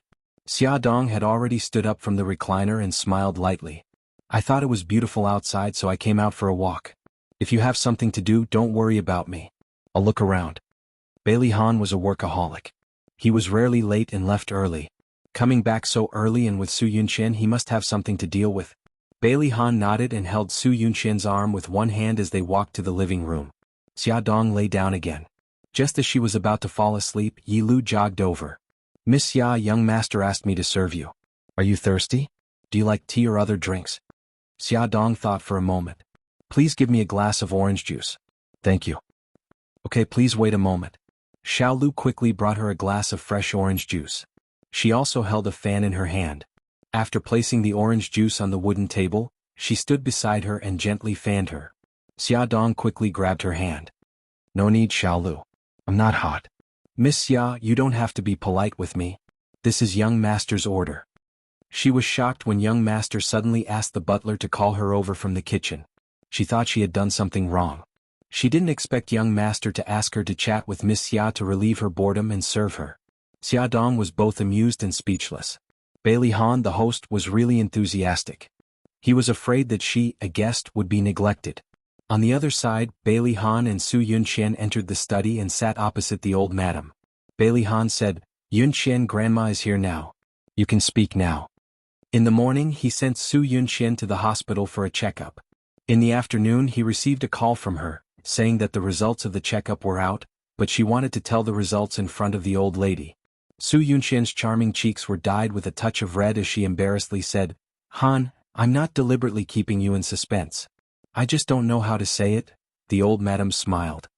"What are you doing? Why are you being so secretive? Yunqian, if you have anything to say, just say it. Grandma will help you." Su Yunqian bit her lip. Finally, under her expectant gaze, she said softly, "Grandma, I'm pregnant." "Pregnant?" The old madam looked at Bailey Han in astonishment. She knew that her eldest grandson had always been restrained and courteous. When did the two of them develop to this point? Bailey Han's breathing suddenly stopped. His deep eyes were filled with shock and his heart was in a mess. She was actually pregnant that night. Xiao Yi had not recovered yet, and she had not been cleared of suspicion. She was actually pregnant. Even when he was 16 years old and alone on an isolated island to survive, he did not feel this way. He was helpless and at a loss. It was as if a strong hand had grabbed his heart, making it difficult for him to breathe, and his blood flow was not smooth. Su Yunqian took out the checkup report from her bag and placed it in front of them. "I'm 7 weeks pregnant." Bailey Han took the checkup report. It was clearly written on it that she was 7 weeks pregnant. No wonder she felt nauseous. It was a pregnancy reaction. After a while, he said in a hoarse voice, "Yunqian, I don't want this child." "No, Han, you can't do this to me." Su Yunqian's face instantly paled. She said agitatedly, "Han, this is our child. Do you remember what you promised me? You said that you would give birth to the child if you were pregnant. How can you say that you don't want the child now?" Tears welled up in her beautiful eyes. She grabbed his arm and begged, "Han, let me give birth to the child, okay?" Bailey Han's body stiffened. His deep eyes had a complicated expression. He held her hand. "Yunqian, I'm sorry. Xiao Yi is suffering from autism now. I don't have the energy to take care of another child. Also, I don't want Xiao Yi to think that I'm giving up on him." "Then you're heartlessly abandoning our child? He's already 7 weeks pregnant." Su Yunqian stroked her abdomen with heartache. "No matter what happens to us, the child is innocent. I beg you, let him live." She cried so miserably that tears rolled down her face. Bailey Han frowned.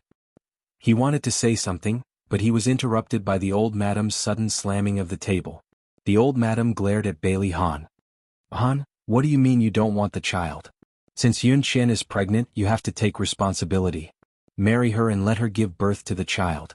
Although Bailey Han felt guilty, he insisted on his opinion. "Grandma, Xiao Yi's illness has just improved. If I marry Yunqian now, it will definitely agitate him." The old madam's expression stiffened. She sighed. "I know, but Yunqian is pregnant now. If you let an unmarried woman like her have an abortion, what will happen to her reputation? We, the Bailey family, can't do such an immoral thing. At worst, you can get the marriage certificate first. As for the wedding, wait until Xiao Yi recovers." Yunqian's child needed a legal identity. Su Yunqian sobbed pitifully. Bailey Han looked at her like this. He felt heartache and guilt, and his heart almost softened. However, when he thought of the thrilling scene when Xiao Yi fell down the stairs, he hardened his heart. "Grandma, I don't agree. I won't get married for the time being. The child can't be kept. Bailey Han said the last 3 words with difficulty. His heart ached fiercely and he felt guilty. Compared to the unborn child, he cared more about Xiao Yi. Bailey Han, you're so cruel. Since you don't want to marry me, then the child has nothing to do with you. Even if people laugh at me, I want to give birth to the child. Don't worry, I won't use the child to ask you for anything. She grabbed the checklist from the table and angrily crumpled it into a ball. She suddenly got up and ran to the door. Yunqian, the old madam picked up her walking stick and anxiously leaned on the floor. Ahan, what are you waiting for? Hurry up and chase after her. She's pregnant now. What if something happens? Bailey Han pursed his thin lips and stood there for more than 10 seconds. He suddenly turned around and chased after her. The old madam leaned on the floor and sighed. Sigh, how did things turn out like this? Xia Dong was leisurely chatting with little Lu when Su Yunqian suddenly ran past them. She covered half of her face and looked very sad. Just as she ran past, Bailey Han quickly chased after her. Thus, Xia Dong and little Lu witnessed a dramatic scene. Bailey Han grabbed Su Yunqian's wrist from behind. Su Yunqian wanted to shake him off, but she didn't succeed. Instead, she was pulled into his arms. Xia Dong coughed awkwardly. Well, little Lu, it's about time. I'll go to the living room and wait for Xiao Bao. I should go back to the kitchen to work. Little Lu cooperated and helped her up. The two of them quickly left the place. Su Yunqian struggled and pushed Bailey Han's chest. Let go of me. I don't want you to care about me. Yunqian, stop it. Bailey Han didn't know what to say. He could only hug her tighter. You're pregnant. Don't be too emotional. Didn't you say you don't want this child? Why do you care so much about me? Something happens to me, you should be happy. Don't say things out of anger. I know I'm in the wrong. Bailey Han gently patted her back, trying to calm her down. Yunqian, let's calm down first and think about what to do, okay? She choked. I'm very calm. I insist on keeping the child. Bailey Han was silent for a moment. Yunqian, give me another half a month. If things still don't turn for the better, we'll get the marriage certificate first. She looked at him expectantly, her hand grasping his arm. What about the child? He didn't say what she wanted to hear as what she wanted to hear. Instead, he softened his voice. Yunqian, we can still have children in the future. No, it's different. Every child is an angel bestowed by God to their parents. They're all unique. No matter how many children we have in the future, they won't be him. Tears quickly gathered in her eyes. Her weak appearance was heartbreaking. His heart suddenly ached. That was his child. Although it was only a month old, they were still connected by flesh and blood. His originally firm thoughts began to waver. He hugged her tightly and said in a low voice, Give me some more time. Let me think about it. Okay, I'll give you time. Think about it carefully. I'm tired. Take me home. She slowly let go of his waist. She was weak and tired. On the balcony on the second floor, the two little guys saw the scene through binoculars. Xiao Bao threw the binoculars aside and sighed. Although I can't hear what they're saying, I'm guessing it's not something good. Xiao Yi didn't answer. He also threw the binoculars aside, but his eyes became serious. Xiao Bao patted his shoulder. Bailey Yi, let me remind you. You have to quickly think of a way to find out what's going on. Otherwise, when their old feelings reignite, you'll be crying your eyes out. Yesterday, Bailey Han was still cold and indifferent towards Su Yunqian. When Su Yunqian was sick, the old madam had to suppress Bailey Han to visit her. What exactly happened? Overnight, Bailey Han started to pull Su Yunqian again? Xiao Bao rubbed his chin as he thought hard. The adult's emotional world was really complicated. Bailey wasn't anxious at all. He picked up the 9 consecutive rings from the table and started to untie them. His indifferent expression made Xiao Bao go crazy. Forget it. If the emperor isn't anxious, why should I worry about it? You play by yourself. I'm going downstairs to find my mommy. Xiao Bao ran away angrily. Ad Hongcha 866. Chapter 141. Xiao Bao ran off in a huff. Xiao Yi used 5 minutes to undo the 9 consecutive rings and threw them aside. He straightened his little body and went upstairs to look for his grandmother. Old Madam was still worried sick at heart when a soft little body fell into her arms. She looked down and was immediately surprised and happy. Her eyes stung. My little sweetheart, why did you think of going upstairs to look for great-grandmother? Ever since she developed autism, this was the first time Xiao Yi took the initiative to get close to her. How could she not be surprised? She picked him up from the ground and placed him on her lap. She stroked his hair with her aged hand and guided him patiently. Baby Yi, tell great-grandma. Do you miss great-grandma? Xiao Yi's little head nodded gently. Baby Yi was willing to communicate with her. The old madam's eyes immediately moistened. She hugged him tightly and choked with sobs. Good boy, good boy. If Ahan knew that Xiao Yi could understand what they were saying and was even willing to respond, he would definitely be very happy. This thought flashed across the old madam's mind. However, immediately after, she recalled Su Yunxian's pregnancy. Worry surged into her heart again and she couldn't help but sigh. However, her sleeve was tugged. Xiao Yi stared at her with sparkling eyes. His little head was tilted and he looked confused and worried. The old madam smiled kindly and stroked his head. Great-grandma is fine. If Baby Yi is willing to talk to great-grandma will be even happier. Xiao Yi's big clear eyes blinked. Suddenly she reached out and pointed at the photo on the desk. In the photo, Bailey Han was carrying Xiao Yi. The father and son's expressions were exactly the same, solemn and serious. The old madam chuckled and said, What's wrong? Do you miss your daddy? He just came back but left again. When he comes back tonight he will accompany you well. Xiao Yi nodded sensibly. Her precious little great-grandson had finally taken a turn for the better. The old madam was filled with emotions. The grandmother and grandson sat side by side on the sofa, each holding a book in their hands. The old lady turned her head to look at the little one beside her from time to time. His expression seemed to be a little sad. She leaned forward in surprise and found that he was reading Oliver Twist. The plot was about how Oliver lost his mother when he was just born and was sent to an orphanage. She reached out and stroked his hair, saying gently, although Oliver was an orphan, he met his maternal grandfather in the end. His maternal grandfather loved him very much, just like how great-grandmother loved Baby Yi. Xiao Yi looked up at her, her clear eyes sparkling. She smiled and hugged him, taking the book from his hands. Great-grandma knows this story. Great-grandma will tell you, okay? He nodded Gigai. His pink cheeks puffed up slightly, and two cute little dimples were embedded in them. The old madam's gentle voice rang in the study. After she finished telling the story, she couldn't help but be filled with emotions. She stroked Xiao Yi's hair, testing his thoughts. Baby Yi, do you want another person to love you? Xiao Yi pursed his lips and tilted his head to look at her seriously, as if he didn't understand what she was trying to say. She smiled. If Auntie Yunxian lived with us and loved you like great-grandmother, would you like that? He fell silent. Just when the old madam thought that he wouldn't respond, he suddenly jumped out of her arms and ran to the front of the desk. He wiggled his butt and climbed onto the chair, taking the photo of him and Bailey Han from the desk into his arms. His cheeks were puffed up, and his eyes were round, revealing a guarded and angry expression. His actions and expression said everything. He didn't want Su Yunxian to steal his daddy away. The old madam's smile froze. She hesitated for a moment and carefully probed. Then if Xiao Yi had a younger brother like Xiao Bao or a cute younger sister like Xiao Guai, would Xiao Yi be happy? Xiao Yi was stunned and seemed to be at a loss. Then tears quickly gathered in his eyes and fell down like beads. He didn't cry or howl. He just cried quietly. His heartbroken look made the old madam's heart ache. She quickly pulled him into her arms. Baby, don't cry. Don't cry. Let's not have a younger brother or sister. Baby Yi is the only one in the family, okay? Baby, don't cry. You're breaking great-grandmother's heart. When Bailey Han came back at night, he heard from the old madam that Xiao Yi was crying. He didn't feel good either. He walked into his son's room with complicated emotions. Xiao Yi, who had just gotten better, seemed to be sealed in his own world again. He refused to let the servants near him and refused to let light in the room. All the windows were tightly covered by curtains.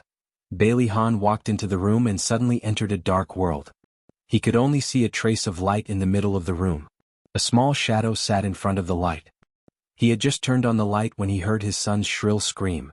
He had no choice but to turn it off quickly.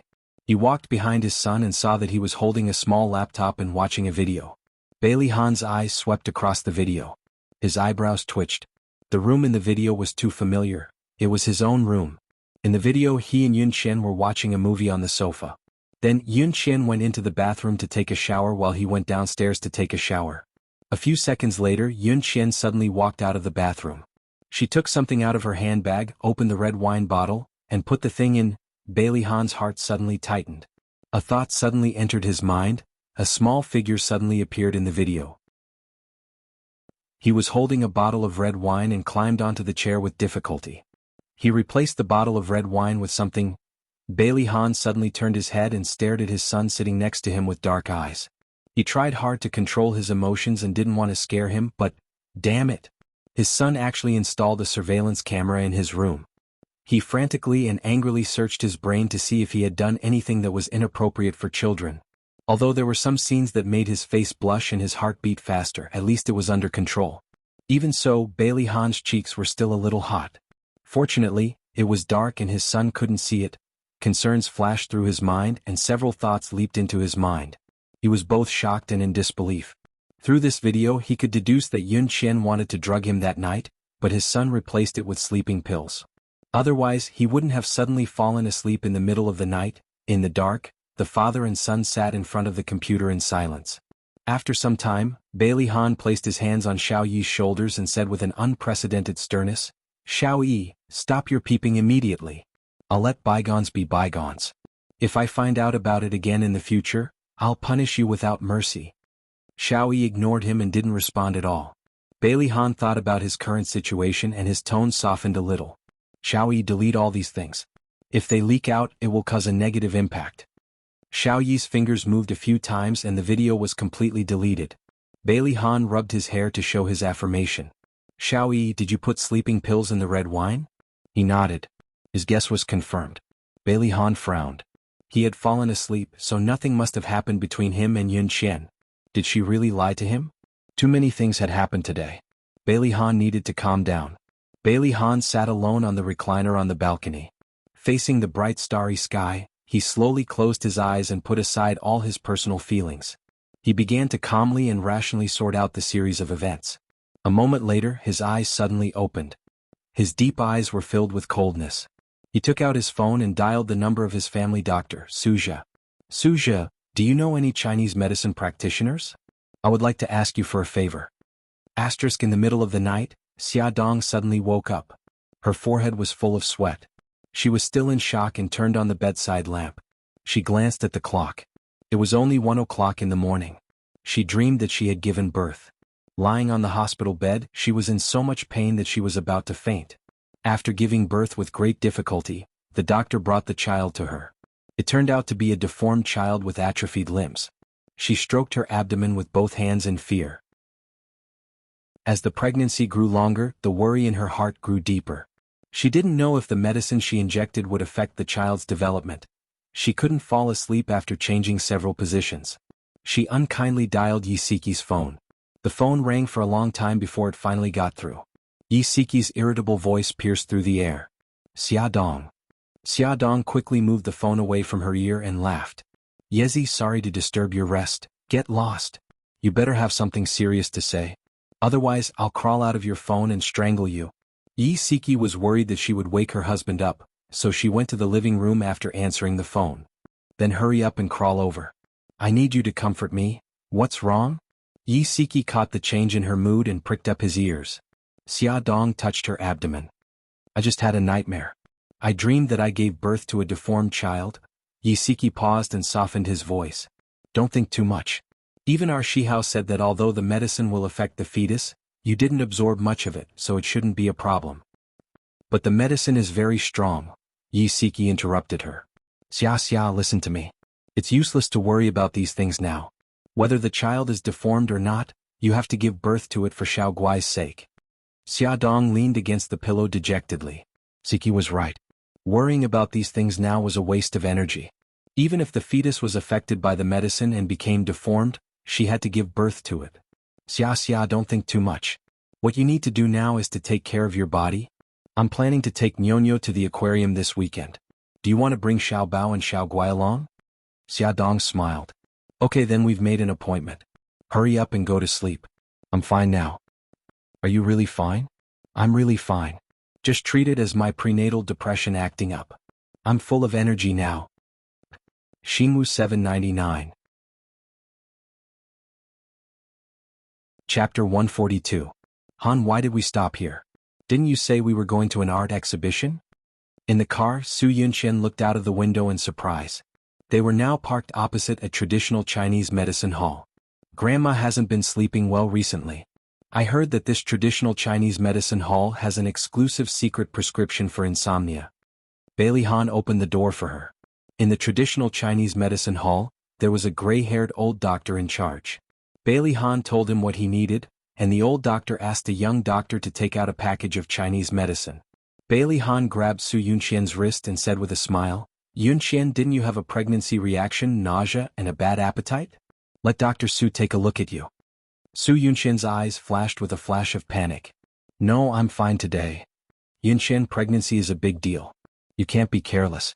Gigai, listen to me and let Dr. Su take a look." Bailey Han smiled very gently. He held her shoulders. It seemed gentle, but his strength was very strong. She couldn't resist at all and was forced to sit on the stool opposite Dr. Su. "Madam, please stretch out your right hand." Dr. Su smiled kindly. Su Yunqian's face changed. She hesitated and refused to stretch out her hand. "Dr. Su, I'm fine. I won't trouble you." She wanted to get up, but Bailey Han stood behind her. He held her shoulders with both hands and slowly pressed her down. He smiled gently. "Yunqian, Dr. Su is known as a gynecologist. If you want him to treat you, you have to make an appointment half a month in advance. Don't be childish. Let Dr. Su treat you quickly." "Han," Su Yunqian was flustered and didn't know what to say. "All right, stop messing around." The smile on Bailey Han's face was devoid of any warmth, making people shudder. He pressed her shoulders with one hand and suddenly grabbed her right hand with the other hand and put it on the table. "Dr. Su, please." Dr. Su touched his beard with one hand and felt Su Yunqian's pulse with the other. Su Yunqian looked at Dr. Su, whose eyes were slightly closed. Every second felt like a year. When she saw him suddenly open his eyes, she was shocked. Her momentary panic and loss of composure fell into Bailey Han's eyes. The smile on his face faded as he politely asked, "Dr. Su, how is it?" Su Yunqian's heart was in her throat. Dr. Su said slowly, "Mr. Bailey, I'm sorry to disappoint you. Your wife is not pregnant." Bailey Han's eyes narrowed. His sharp gaze instantly shifted to the pale Su Yunqian. However, it was only for a short second before he regained his courteous appearance. He smiled and nodded at Dr. Su. "Dr. Su, thank you for your hard work. However, I have to correct one thing. Miss Su is not my wife." Su Yunqian felt as if her heart had fallen into an ice cellar. She still wanted to make a final struggle. Her face was filled with disbelief. "How could this be? I did an ultrasound at the hospital. The doctor clearly said that I'm 7 weeks pregnant." Dr. Su frowned and was a little unhappy. "Miss Su, I've been practicing medicine for more than 70 years, and I've never made a mistake. Whether you're pregnant or not, I'll know by taking your pulse." Bailey Han glanced at her indifferently. His gaze was as cold as iron. She suddenly trembled, and the words that she wanted to say were all suppressed. She didn't know how she followed Bailey Han out of the clinic. When she came back to her senses, she was already in the car. Bailey Han's face was cold as he started the car without a word. Su Yunqian looked at his side profile and only saw a pair of malicious and cold eyes. She called his name softly. "Han," he said calmly, "Yunqian, I didn't expect you to lie to me." Su Yunqian was shocked. She knew his temper very well. The angrier he was, the calmer he would be. She quickly said, "No, I didn't. Han, there must be something wrong. Let's go to another hospital and have a proper examination, okay?" "Something wrong?" His voice was so calm that it was almost emotionless. "Do you mean that the ultrasound in the hospital made a mistake, or that Dr. Su made a mistake in taking your pulse? Dr. Su is not a god. How can he know whether I'm pregnant just by taking my pulse?" Tears gathered in her eyes. She looked so pitiful, but unfortunately he didn't look at her at all. Bailey Han said lightly, "Okay, then let's go to the hospital for another examination. Let's go to the first hospital. I have Dr. Zhang's phone number so we can make an appointment in advance." "No, let's go to another hospital." Bailey Han didn't choose the first hospital where she did the examination last time. Instead, he changed directions and drove to the City People's Hospital. He booked the number of Lin Shihao, the director of obstetrics and gynecology. There weren't many people in the obstetrics and gynecology department today. There were only 2 people in front of Su Yunqian. As time passed, her heart was in a mess and she didn't know how to deal with it. Bailey Han received work-related calls from time to time. He walked to the corridor to answer them. Su Yunqian's eyes moved and she had an idea. She quickly sent a text message to her mother on her cell phone. When it was almost Su Yunqian's turn to go in, Bailey Han received a call from old madam. He looked at the closed office door and pressed the answer button. When the nurse called Su Yunqian's name, Bailey Han was still talking to old madam. Su Yunqian hurried into Lin Shihao's office. Lin Shihao was the only one in the office. She went straight to the point and said, "Dr. Lin, I have a favor to ask of you." She quickly filled out a check and pushed it in front of Lin Shihao. "As long as you say that I'm 7 weeks pregnant, it's yours." Lin Shihao glanced at the check. There were 6 zeros on it. It was indeed a big temptation. He might not be able to earn so much money even if he was a doctor for the rest of his life. Unfortunately, he wasn't interested in this. He just wanted to be a responsible doctor. He said lightly, "I'm sorry, I can't help you with this." Su Yunqian gritted her teeth. "This is only half of the reward. I'll pay you the other half after it's done." His lips curled into a mocking smile. "Miss Su, if you're here to see a doctor, I welcome you. If it's something else, please don't disturb my work." Lin Shihao, you should know the Su family's influence in City A. Since the temptation failed, Su Yunqian began to threaten him. She lowered her voice and her eyes were filled with bone-chilling coldness. There was a knock on the door. "Please come in." Su Yunqian quickly grabbed the check and didn't forget to threaten Lin Shihao with her eyes. The door opened and Bailey Han walked in. His tall figure slowly walked over, giving Su Yunqian an inexplicable sense of oppression. He said lightly, "Dr. Lin, I'm the patient's fiancé. How's the checkup?" Lin Shihao recognized Bailey Han the moment he walked in. He was the man Xia Dong had secretly implanted. He didn't expect him to bring his fiancée here for a pregnancy checkup. What a coincidence. Lin Shihao smiled and said, "We're about to start. Miss Su, please lie down on the bed." With Bailey Han present, Su Yunqian didn't dare to threaten Lin Shihao openly. She could only hint at him with her eyes. Unfortunately, he ignored her threatening eyes and calmly announced the results of the checkup. "Miss Su, you're very healthy. You're not pregnant." In the hospital garden, Bailey Han and Su Yunqian sat side by side on a bench. Bailey Han said lightly, "Now what else do you want to say?" She hugged his arm. "I really don't know how this happened. Han, you have to believe me." He pushed her hand away bit by bit and said in a bone-chilling voice, "Don't lie to me anymore. Yunqian, that night you drugged the red wine. Unfortunately, Xiaoyi found out and Xiaoyi replaced your red wine with a red wine with sleeping pills. After that, I fell asleep. Actually, nothing happened that night." "No, that's not it. We already had sex. Han, you also saw the bloodstains on the sheets." Su Yunqian's heart had never been so flustered. Damn it, how did Bailey Yi know that she had drugged him? Bailey Han rubbed his temples. "You must have cut your finger and smeared the blood on the sheets. You know this better than I do, don't you? Yunqian, don't quibble anymore. I've already seen the video of you drugging him." Her face was pale and her shoulders slumped.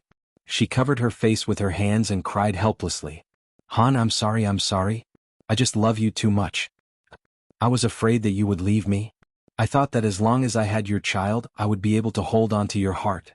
Bailey Han didn't hug her and comfort her as usual. His trust in her was shattered by her own hands.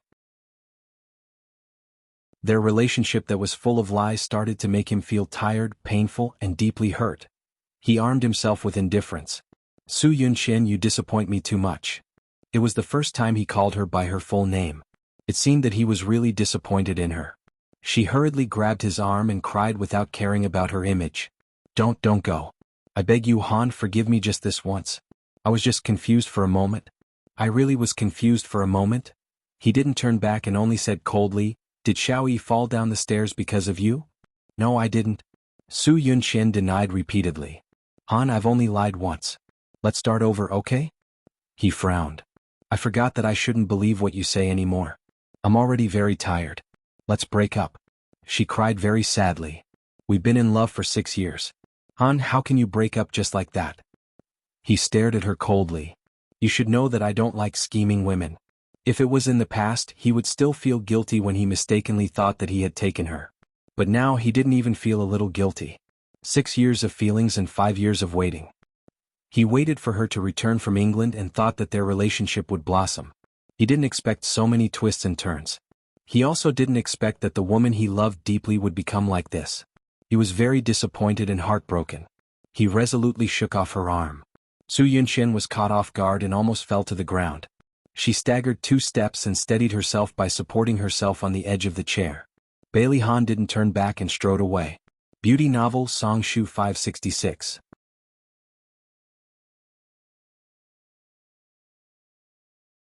Chapter 143. Bailey Han was extremely disappointed in Su Yunxian. No matter if she called or went to his office or home to look for him, he refused to meet her. What he didn't know was that Su Yunxian wouldn't let him go so easily. On Saturday, Xia Dong acted as Yi Si's assistant and went to Bailey's house with Lin Yi. Before she left, she dressed herself up and made herself look old-fashioned and serious. The two brats rested their heads on their hands as they watched her fiddle with the clothes, commenting from time to time. Xiao Guai pouted. "Mommy, you look so weird. You look like an old auntie who can't get married." Xiao Bao knocked on Xiao Guai's forehead. "Giga, you're so stupid. Mommy is an old auntie who can't get married." Xia Dong turned around and rolled her eyes at them. "Who said I can't get married? My suitors are lining up from here to the Pacific Ocean." Xiao Bao sneered. "Mommy, if you keep bragging you'll be exposed." Xiao Guai giggled. "Big brother, you're wrong. It's not that Mommy can't get married. Mommy doesn't want to get married." Xia Dong was moved to tears. She hugged her daughter. "Daughters are really more caring than sons. I didn't waste my efforts to have a daughter." Xiao Bao rolled his eyes. "Mommy, do you need me to remind you that it's already 8:20? There's only 40 minutes left before you have to go to work." "Ah, Dr. Lin must have been waiting for a long time. I'm going now. Bye, babies." After some chaos, Xia Dong finally left. Xiao Guai watched her mommy leave like a gust of wind. "Big brother, I suddenly feel like we're so happy." Xiao Bao was curious. "What?" "That's because mommy is the ever-changing Sakura.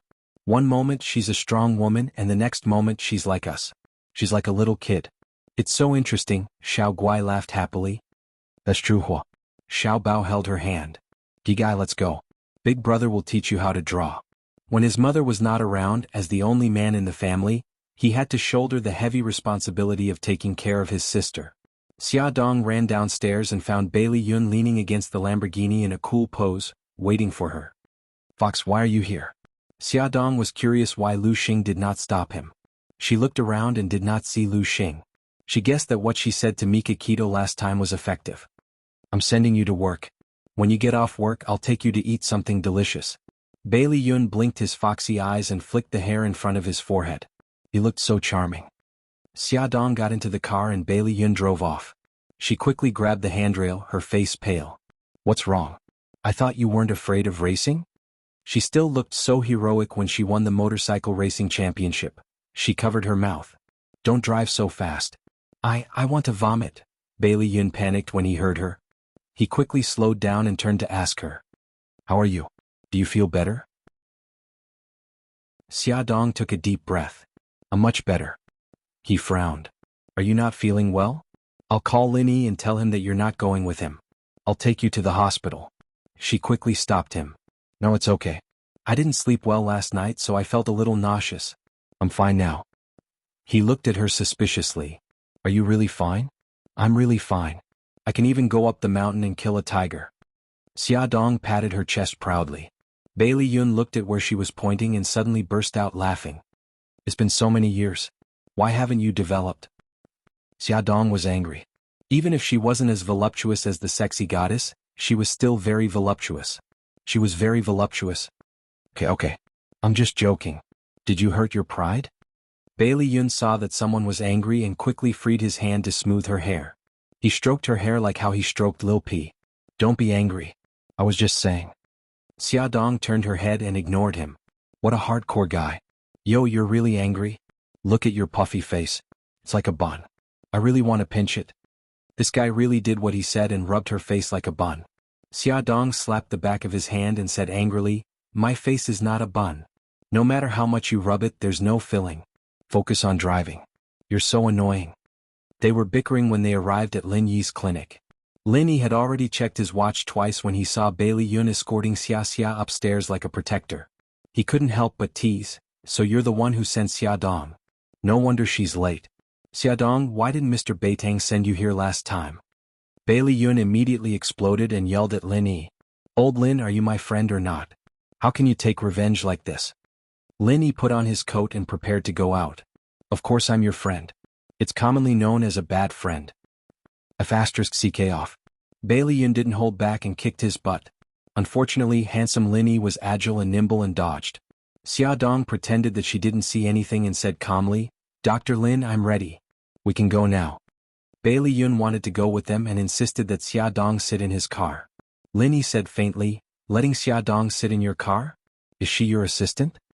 Bailey Yun gritted his teeth and secretly warned himself that he must remind Lin Yi a few more times to not have any ideas about Xia Dong. Since it was Saturday, Bailey Han didn't have to go to the company. When they arrived, he was also at home. Xia Dong was worried that he would recognize her. Fortunately, he only glanced at her and didn't say anything. He led them upstairs directly. Today's rehabilitation treatment went smoothly. After it was over, Lin Yi asked Xiao Yi about how he solved the 9 rings. Little Wingzi took out the 9 consecutive rings and Xia Dong helped him time it. Exactly 2.5 minutes later, Little Wingzi had unlocked all 9 rings. Lin Yi patted his shoulder in surprise. Well done. I'll discuss with your parents and arrange a day out. Xia Dong squatted in front of him and smiled gently. Xiao Yi, you're amazing. He looked into her eyes without blinking, as though he could see through her internal organs. She pursed her lips and said, we'll be leaving first.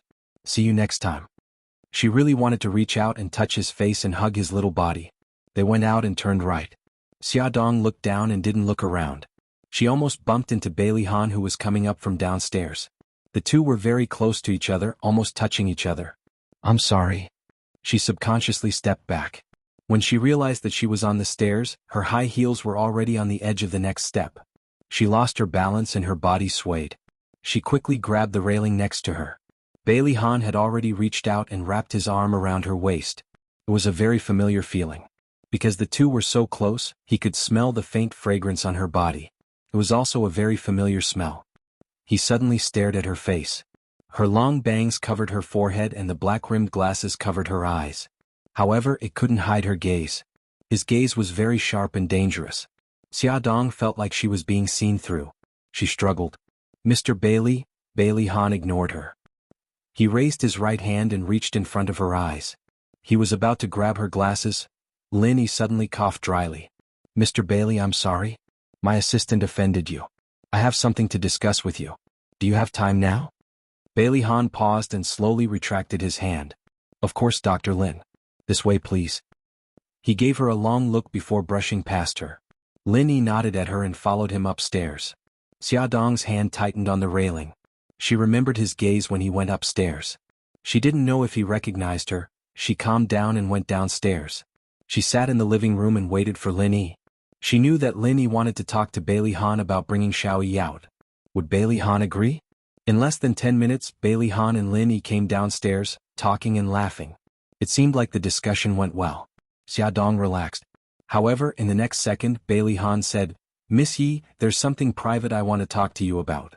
Private matter? What private matter could he have with Yi Si? Xia Dong wanted to cry. She didn't need to think too much. He must have recognized her. Since it was a private matter, Lin Yi didn't want to stop her. He could only give her a look that said, good luck. In the study, Bailey Han stood in front of the large desk. His handsome face was expressionless. His eyes were sharp and cold. You see? Should I praise you? Your disguise skills are really superb. Xia Dong coughed. I can explain. Bailey Han looked at her coldly.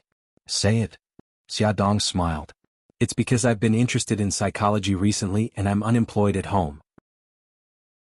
So I wanted to find a job related to psychology. Applying to be Lin Yi's assistant was purely an accident. Do you think I'll believe you?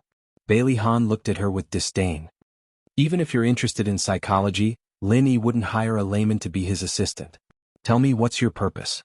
Wearing high heels was really tiring. Xia Dong sat down. All right, I'll tell you the truth. I'm just concerned about your son. I want to know about his condition and treatment. So I asked Dr. Lin for help. He stared at her eyes. Why are you so concerned about my son? She looked back at him sincerely and said softly, I like him a lot. Also, I feel that he makes my heart ache. Do you remember what you said when you asked me to bring Xiaobao to visit him? You said that Xiao Yi doesn't have any friends. It was this sentence that moved me. I'm a mother. I can understand your helplessness as a father and your heartache for your child. His hand couldn't help but fall on the frame of her glasses. He took it off, wanting to see the things in her eyes more clearly. Beauty novel Hongcha 866. Chapter 144. Bailey Han's voice was a little hoarse. Just because of motherly love, You disguised yourself and came to my house? Do you think I'll believe you? Xia Dong smiled weakly. You can choose not to believe me. You've been loved by your mother since you were young. You can't understand the thoughts of someone who lacks motherly love. I lost my mother when I was young. I was mocked and bullied. At that time, I thought that if I have children in the future, I must love them well. You're right, I have motherly love flowing. He was obviously her own child, but she couldn't hold him in her arms. She had to sneak into someone else's house like a spy and secretly observe his every move. When she was caught, she had to find an excuse to hide the truth. Who could understand her heartache? Her eyes were sparkling with tears, and her eyes were filled with grief. His heart clenched, and he could not help but think of Su Xingqian's voice recorder, where Xia Dong was bawling in front of her mother's grave. Perhaps what she said was true. His eyes were as dark as water. She wiped the corner of her eyes and smiled. Don't stare at me like that. I can't help but want to cry. Look, I'm already crying. I'm sorry, I won't come again next time. The way she forced herself to smile actually made him feel a little distressed. He frowned. Damn it, why did he still have sympathy for this liar? He should have given up on her long ago. He thought in his heart, but the words that came out of his mouth were, "You're Lin Yi's assistant. You report to him about your work." Xia Dong grinned. I know. I'll tell Lin Yi that I'm quitting later. Bailey Han's facial muscles twitched uncontrollably. Idiot, did she have to make it clear? His face darkened and he said stiffly, since you're already his assistant, you should do what you're supposed to do. Xia Dong couldn't believe it. You agree? Bailey Han gritted his teeth. Idiot. Wasn't it obvious? She felt a little wronged. Who asked him to look so fierce just now? But forget it. As long as he agreed to let her continue to take care of Xiao Yi as Yi Si, she was very satisfied. She tilted her head and looked at him seriously. Bailey Han, has anyone ever told you that you're really a good person? Other than her, everyone else called him the cold-faced king of hell. His pretentious, serious and conflicted expression made her feel refreshed. She couldn't help but laugh. So I'm the first one. Then I'm really honored.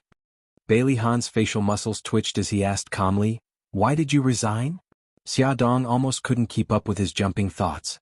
She was stunned for a moment before she realized that he was talking about the position at Glamour magazine. She lowered her eyes and chuckled. I have to take care of Xiao Bao and Xiao Guai. I also have to take care of the baby in my belly. I don't have so much energy to work. He looked down at her. You like that job very much. When she was working, she was completely different from her usual self. That passion burned in her eyes, and she exuded a confident charm. She looked up at him with complicated emotions surging in her eyes. In my heart, the children are more important. For them, I can give up anything, including my life. His eyes narrowed, and there were traces of the ice in his heart breaking. He began to doubt his judgment. Was such a loving and motherly woman really someone who loved vanity and clung to power? After a long while, he said calmly, Xiao Bao and Xiao Guai are very lucky. They were very lucky to have a mother like her. It was obviously a compliment, but Xia Dong felt that it was extremely ironic. Xiao Bao and Xiao Guai's luck was exchanged for Xiao Yi's misfortune. She looked at him and said tentatively, I've never heard you mention Xiao Yi's mother. She's already dead. His expression was indifferent, as if he was talking about a stranger. Xia Dong's heart suddenly jumped. Dead? How did she die? Bailey Han sat in the chair opposite her and looked casually in a certain direction with a cold expression. Car accident. I heard that she was going abroad with the man she loved. On the way to the airport, she got into a car accident. Xia Dong was sweating profusely. Even if Bailey Han hated her when she escaped from Japan, he didn't have to curse her so viciously. The corner of her mouth twitched. You don't seem to like her? I can't remember what she looked like anymore. We met at the wrong time. However, I'm very grateful to her for giving birth to Xiao Yi. He looked at her calmly without any emotions in his eyes, but it made Xia Dong's heart suddenly jump. She murmured, It sounds very complicated. Can you tell me how you met?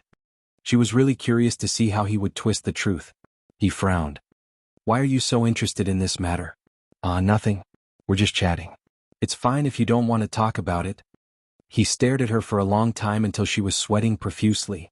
If I remember correctly, Dr. Lin is still waiting for you downstairs. Phew, she was finally free. She almost thought that she would be exposed. She was overjoyed. I can go now? Did I stop you? Bailey Han's face turned green. Was she that unwilling to be in the same room as him? No. But young master, you didn't ask me to leave. How would I dare to leave? Xia Dong thought to herself. Just as she walked to the door, young master's cold voice was heard. I plan to take Xiao Yi out tomorrow. Xiao Bao and Xiao Guai can come with us. She wiped her sweat. I've already made plans with Siki tomorrow. We plan to take the children to the aquarium. She also wanted to go out with Xiao Yi, but if she dared to stand Siki up, she would die a horrible death. Bailey Han was expressionless. She laughed awkwardly and waved her hand. Then I'll be leaving first. Just as she was about to turn and leave, young master said coldly, What time tomorrow?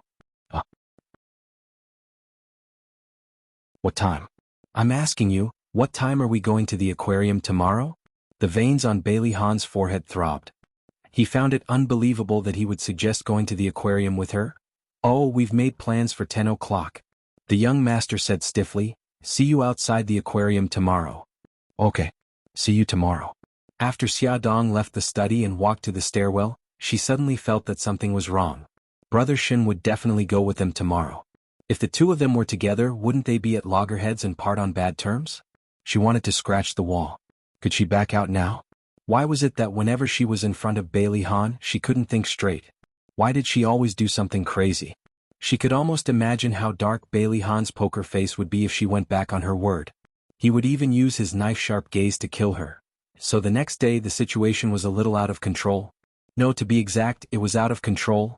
The three families met in the parking lot at the entrance of the aquarium. Mika Kito was holding Gigai, while Xia Dong was holding Xiao Bao's hand. They looked like a family of four. Yi Siki and Lin Shihao each held Nyonyo's little hand as they walked over slowly. The two families gathered together and laughed happily as soon as they met. The three children especially were jumping and jumping around happily. A Rolls-Royce drove into the parking lot ostentatiously. Bailey Han stepped out of the car holding Xiao Yi's hand. When Lin Shihao and Yi Siki saw Bailey Han, their expressions were normal because they had heard from Xia Dong that Bailey Han would be coming with them. But Mika Kito was different. Her deep eyes suddenly turned to Xia Dong. She clasped her hands together and blinked ingratiatingly. She lowered her voice and said, Brother Shin, if there's anything you want to say, let's talk at home, okay? Mika Kito's expression was very bad. His handsome face was emitting a cold aura. He gritted his teeth and said fiercely, You've learned to lie to me? Brother Shin, I beg you. Teach me when we get home tonight, okay? Bailey Han and Xiao Yi were getting closer and closer. She looked at him with her big watery eyes and begged anxiously and pitifully. Beitang Shin was furious. He was furious that she had agreed to be Lin Yi's assistant without consulting him first.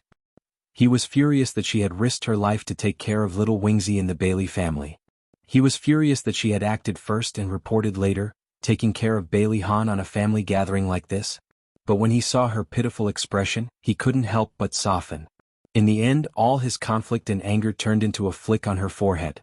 He gritted his teeth and glared at her. I'll deal with you when we get home tonight. Xia Dong held her aching forehead and tried to please him with tears in her eyes. Brother Shin, you're a great person and don't hold a grudge against me. You're a magnanimous person. From the corner of her eyes, she saw that Bailey Han and the others were already 2 meters away. She quickly shut her mouth and giggled. Mika Kito was angry and helpless. He ruffled her hair. Bailey Han was like an arrogant king. Standing in a place like the parking lot, his arrogance and domineering aura couldn't be concealed. His indifferent gaze swept across the few people without batting an eyelid. When he saw Lin Shihao, his eyes moved. He didn't expect that the director of the obstetrics and gynecology department of the People's Hospital was actually the husband of Xia Dong's good friend. Lin Shihao saw that his gaze was on him and nodded politely. Mr. Bailey. Bailey Han also nodded his head out of courtesy. Finally, his gaze fell on Mika Kito. Mika Kito's cold and arrogant gaze was fixed on him. The two of them looked calm, but the turbulent undercurrent was felt by everyone else. Xia Dong quickly smiled. Since everyone is here, let's go in. She took out the tickets that she had booked beforehand and distributed them to everyone. After entering the aquarium, there was a disagreement. Xia Dong considered that if they were to visit the aquarium as a group, they would be too conspicuous. Moreover, the combination of Mika Kito and Bailey Han was too dangerous. They could explode at any time. Therefore, she suggested that everyone split up and visit different aquariums. Then they would make an appointment to leave the aquarium together. However, Bailey Han disagreed. He said that bringing Xiao Yi out to play was to let him have more contact with the outside world. Therefore the father and son pair would follow the group unswervingly. What he said was reasonable. Xia Dong had no reason to refute him. Therefore the large group of people marched forward. Song Shu 566.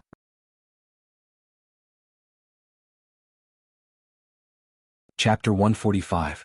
In the underwater tunnel, colorful seaweed, corals, and all kinds of fish swam in front of them. There were even sharks with big mouths and murderous auras. The children couldn't help but exclaim in surprise. Even Xiao Yi widened her eyes. The underwater world allowed the children to experience the beauty of nature and the vastness of the ocean.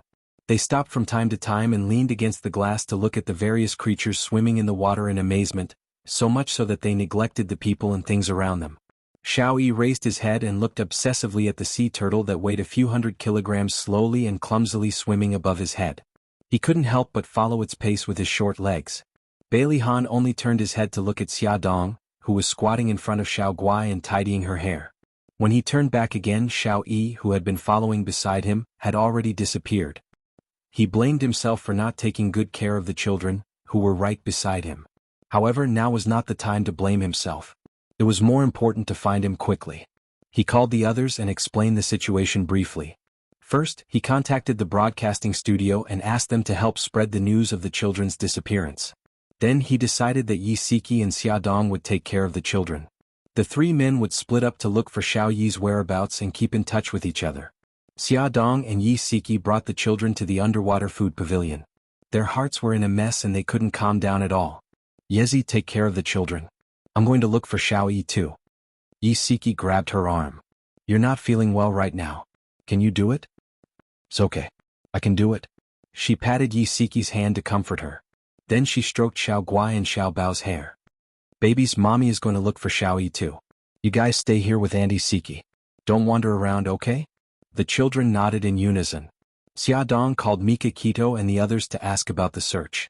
The three of them had not found Xiao Yi yet, so Xia Dong asked them where they were. Xia Dong specially went to some places that they had not searched yet.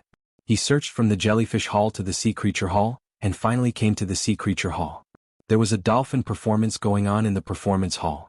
When Xia Dong walked into the performance area, the viewing platform was already full of people. She searched row by row and kept apologizing to the people. When she found the first row from the last row, the performance had just ended. She hurriedly stood to the side and searched for that small figure in the surging crowd. Suddenly, she saw a short figure walking towards the exit. He was wearing the same clothes as Xiao Yi. She didn't have time to think. She shouted Xiao Yi's name and rushed into the crowd to chase after him. Xiao Yi, Xiao Yi. She struggled to squeeze through the crowd, but unfortunately her voice was drowned out by the noise. Her body was squeezed by the crowd. When she looked up again, the child was long gone.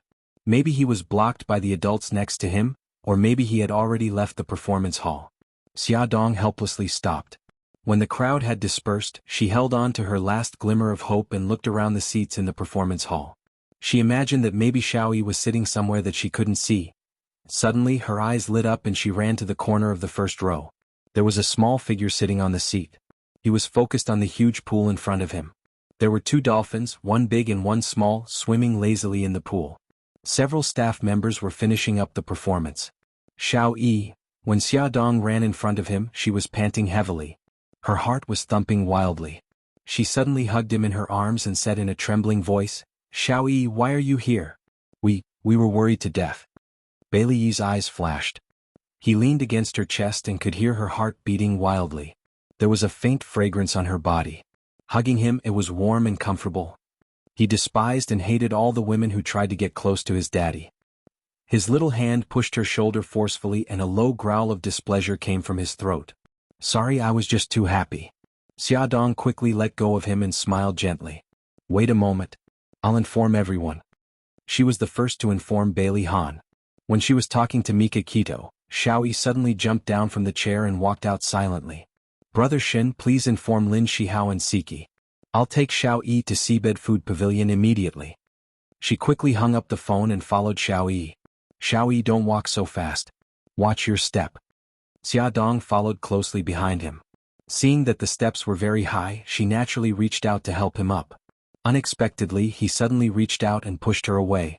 Although he didn't use much strength, she was still caught off guard and her body swayed along with his force. She grabbed the back of the chair to steady herself. He looked at her coldly. She could clearly see the deep hostility in his clear eyes. Her heart trembled. She wanted to smile, but the corners of her lips couldn't curl up.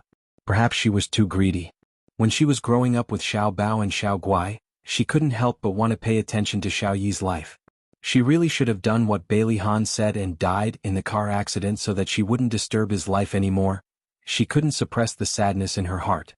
A drop of hot tear fell and landed right in front of Xiao Yi's toes. He lowered his head and stared blankly at the small piece of floor wet with tears. She quickly turned her head and wiped the corners of her eyes. She smiled at him. Xiao Yi, let's go. I'll take you to see your daddy. At this time the performance hall was already empty. She let him walk in front of her alone and suppressed all her emotions. When they walked out of the performance hall, two men in flowery shirts suddenly rushed towards them. They came in a menacing manner. It was obvious that they weren't kind people. Xia Dong instinctively protected Xiao Yi. She bent down to pick him up from the ground, but a pair of arms suddenly reached out from beside her and snatched Xiao Yi from her arms. The person holding Xiao Yi was a young man in his 20s. He was quite good-looking, but there was a sinister glint in his eyes. He held Bailey Yi's neck with one hand and said coldly, "Miss Xia, please come with us." "Let the child go. I'll go with you." Xia Dong put her right hand behind her back and secretly dialed a number. However, a man in his 30s with a knife scar on his face standing beside her discovered her. He snatched the phone and threw it to the ground. With a crack he crushed the screen. Someone looked over curiously. The man with the knife scar roared fiercely, "What the F***ck are you looking at? Haven't you seen a couple quarrel before?" She felt something pressing against her waist. The knife-scarred man seemed to be holding her waist intimately. He lowered his voice and threatened her, "Behave yourself. If you play any more tricks, I'll take this brat's life first." The man with the knife scar dragged her roughly while the young man followed closely behind with Xiao Yi in his arms. They chose a very secluded path and walked out of the aquarium in a few minutes. Bailey Han received a call from Xia Dong and rushed to the performance hall without stopping. When he rushed in, there was no one inside. He frowned and walked out quickly while calling her phone. However, no one picked up. When he reached the entrance of the performance hall, he suddenly heard a crisp ringtone. He looked around and finally fixed his gaze on the floor not far in front of him. A phone with a broken screen was lying on the floor and ringing. It was Xia Dong's phone. Bailey Han's heart suddenly tightened. After thinking for a few seconds, he quickly made a judgment and chased in a certain direction. When Bailey Han reached the parking lot, he saw a Mercedes-Benz passing by the gate. Xia Dong was sitting in the back seat. He immediately jumped into the car, stepped on the accelerator and chased after the car. When he reached an intersection, he ran into a red light. The sidewalk was crowded with people, so he had to stop. When he stepped on the accelerator again, the Mercedes-Benz had disappeared. Fortunately, he had sent the license plate number to the Dragon Gang and ordered them to quickly track down the identity of the owner of the Mercedes-Benz. Xia Dong and Xiao Yi were taken to an abandoned factory in the suburbs. She was tied up and thrown on the ground. Xiao Yi's hands and feet were also tied. Xia Dong was holding a small earring in her right hand. She had secretly taken it in the car when they were not paying attention. She used the earring to rub the rope and moved her body with difficulty. She stood in front of Xiao Yi and said in a low voice, "Xiao Yi, don't be afraid. I'm here." Her phone was abandoned in front of the performance hall. When Mika Keto found out that she was missing, he would guess that they had met with an accident when he saw the phone. She believed that Brother Shin would definitely come to save her. There was no trace of fear in Xiao Yi's clear eyes. He stared fixedly at Xia Dong, who was standing in front of him, and something in his heart quietly changed. The scar-faced man walked over and pinched her chin.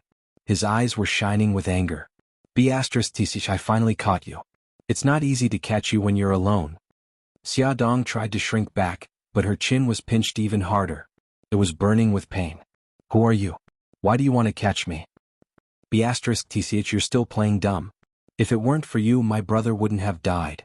The scar-faced man suddenly let go of her chin and slapped her face hard. Her head hit the concrete floor heavily. Her head was buzzing. Her face was numb and she could not feel anything. She only felt a burning sensation as if she had been roasted by a furnace. The taste of blood spread in her mouth, and bright red blood flowed down the corner of her mouth. Half of her face was red and swollen, but she did not feel the pain at all. She calmly stared into the scar-faced man's eyes. "Who is your brother?" The scar-faced man spat and said viciously, "I will let you know why you died. Lao San, give her the newspaper." "Come and see." Xingwu 799.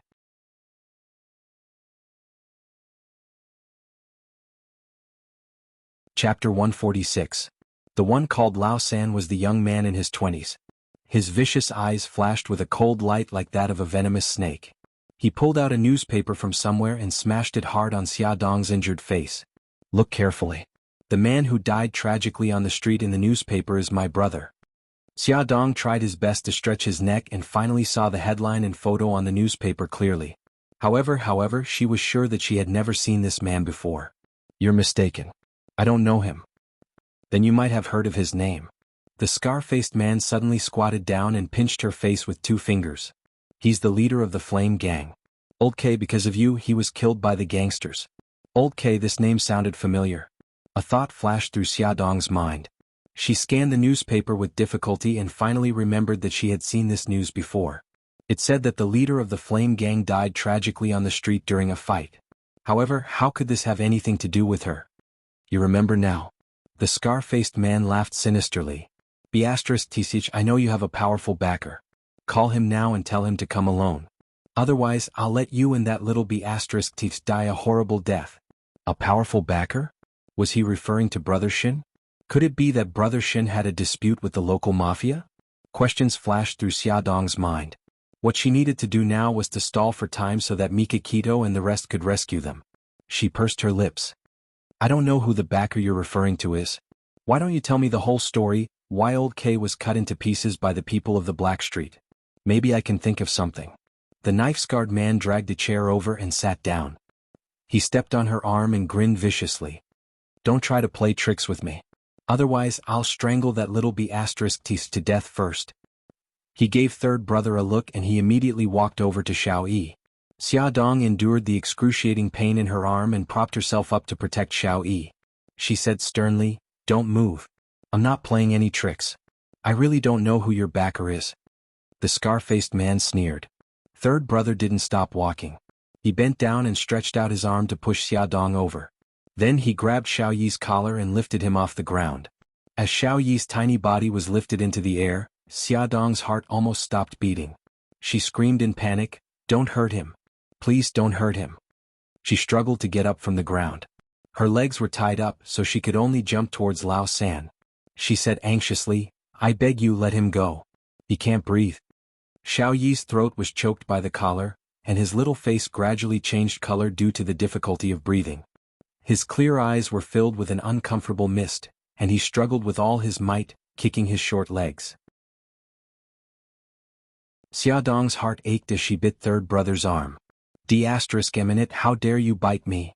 Third brother grabbed Xiao Yi with one hand and raised his other hand to slap Xia Dong's face. Xia Dong's face swelled even more, and blood flowed down from the corner of her mouth. She gritted her teeth and said coldly, "Let him go. I'll make a call right away." If they had been so obedient, they wouldn't have had to suffer so much. The scar-faced man glanced at third brother. Third brother placed Xiao Yi on the ground. Suddenly, a cold voice pierced through the air. "There's no need to make a call. I'm here." The sound of heavy footsteps clearly beat on Xia Dong's eardrums. She suddenly raised her head and widened her eyes in disbelief. A tall and imposing figure slowly walked in from the door. His face was backlit so she couldn't see his expression clearly, but he was emitting a domineering and ruthless aura like a king, which made her heart tremble. It was Bailey Han. He had actually found them and had come to meet them alone. Bailey Han's sharp eyes swept across the battered and exhausted Xiao Yi and Xia Dong, whose cheeks were red and swollen. The murderous look in his eyes suddenly exploded and shot out, but it was quickly hidden behind a calm and indifferent expression. More than 10 hooligans surrounded Bailey Han with knives and other weapons in their hands. They glared at him. Bailey Han didn't take their threats seriously and walked forward fearlessly. He only stopped when the scar-faced man put his hand on Xia Dong's throat and looked at them coldly. "You're Old K's younger brother." Old Mo sneered. "That's right. Young Master Bailey, I didn't expect you to track us here so quickly. It seems like you're this bitch's backer?" His fingers gently rubbed Xia Dong's fair neck. Suddenly he exerted force and she raised her neck in pain. Old Mo smiled evilly. I didn't expect that Mika Kito's woman would have an affair with Bailey Han. Bitch, don't tell me that the little bastard next to you is also your and Bailey Han's child?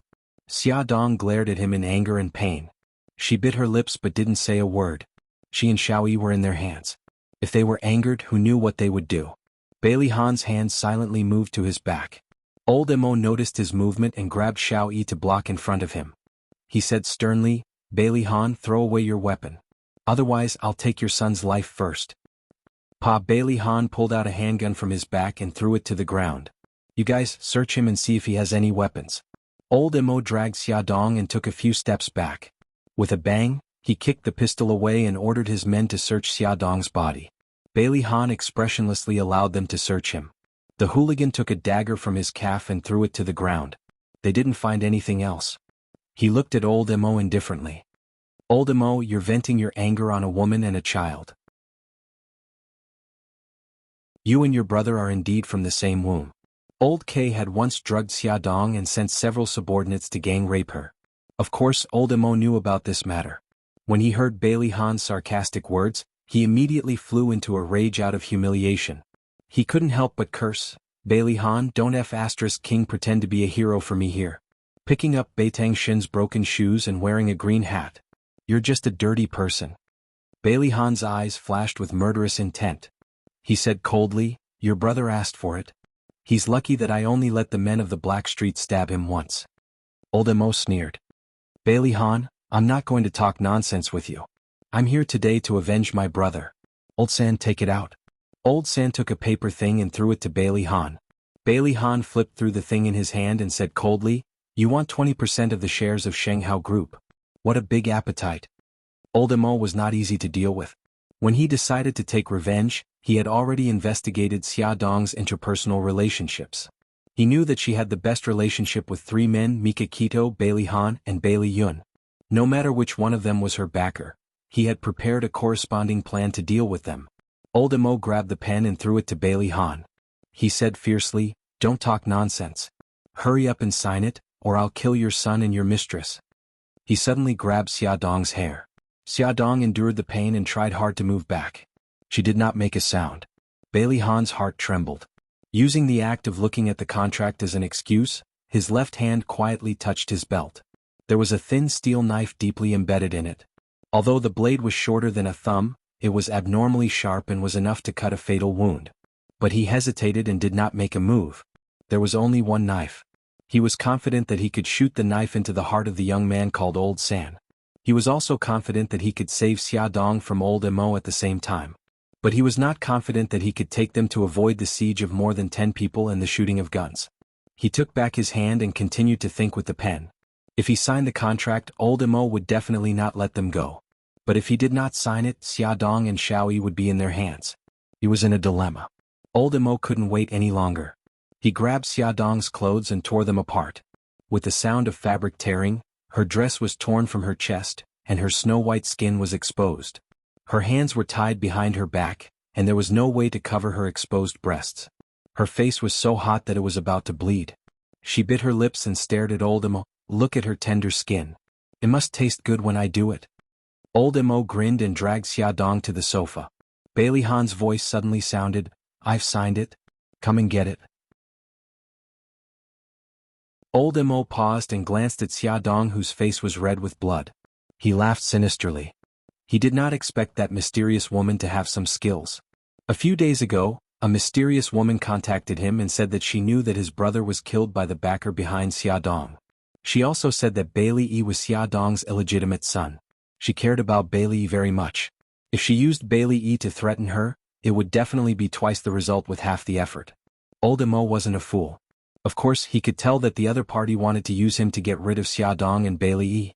However, this was also an opportunity for his elder brother, Old K, to take revenge as well as a chance for him to make a fortune. It was not fun to just kill people. He also wanted to get the compensation that he deserved. You guys tie his hands up for me. Old Mo was cunning. Naturally, he would not easily believe Bailey Han.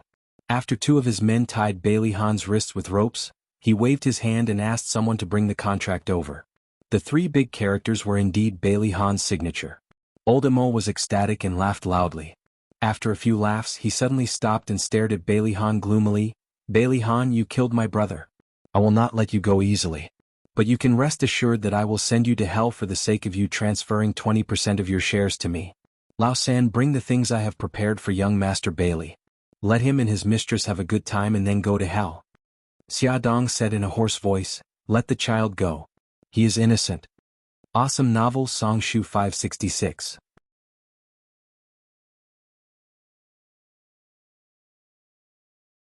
Chapter 147.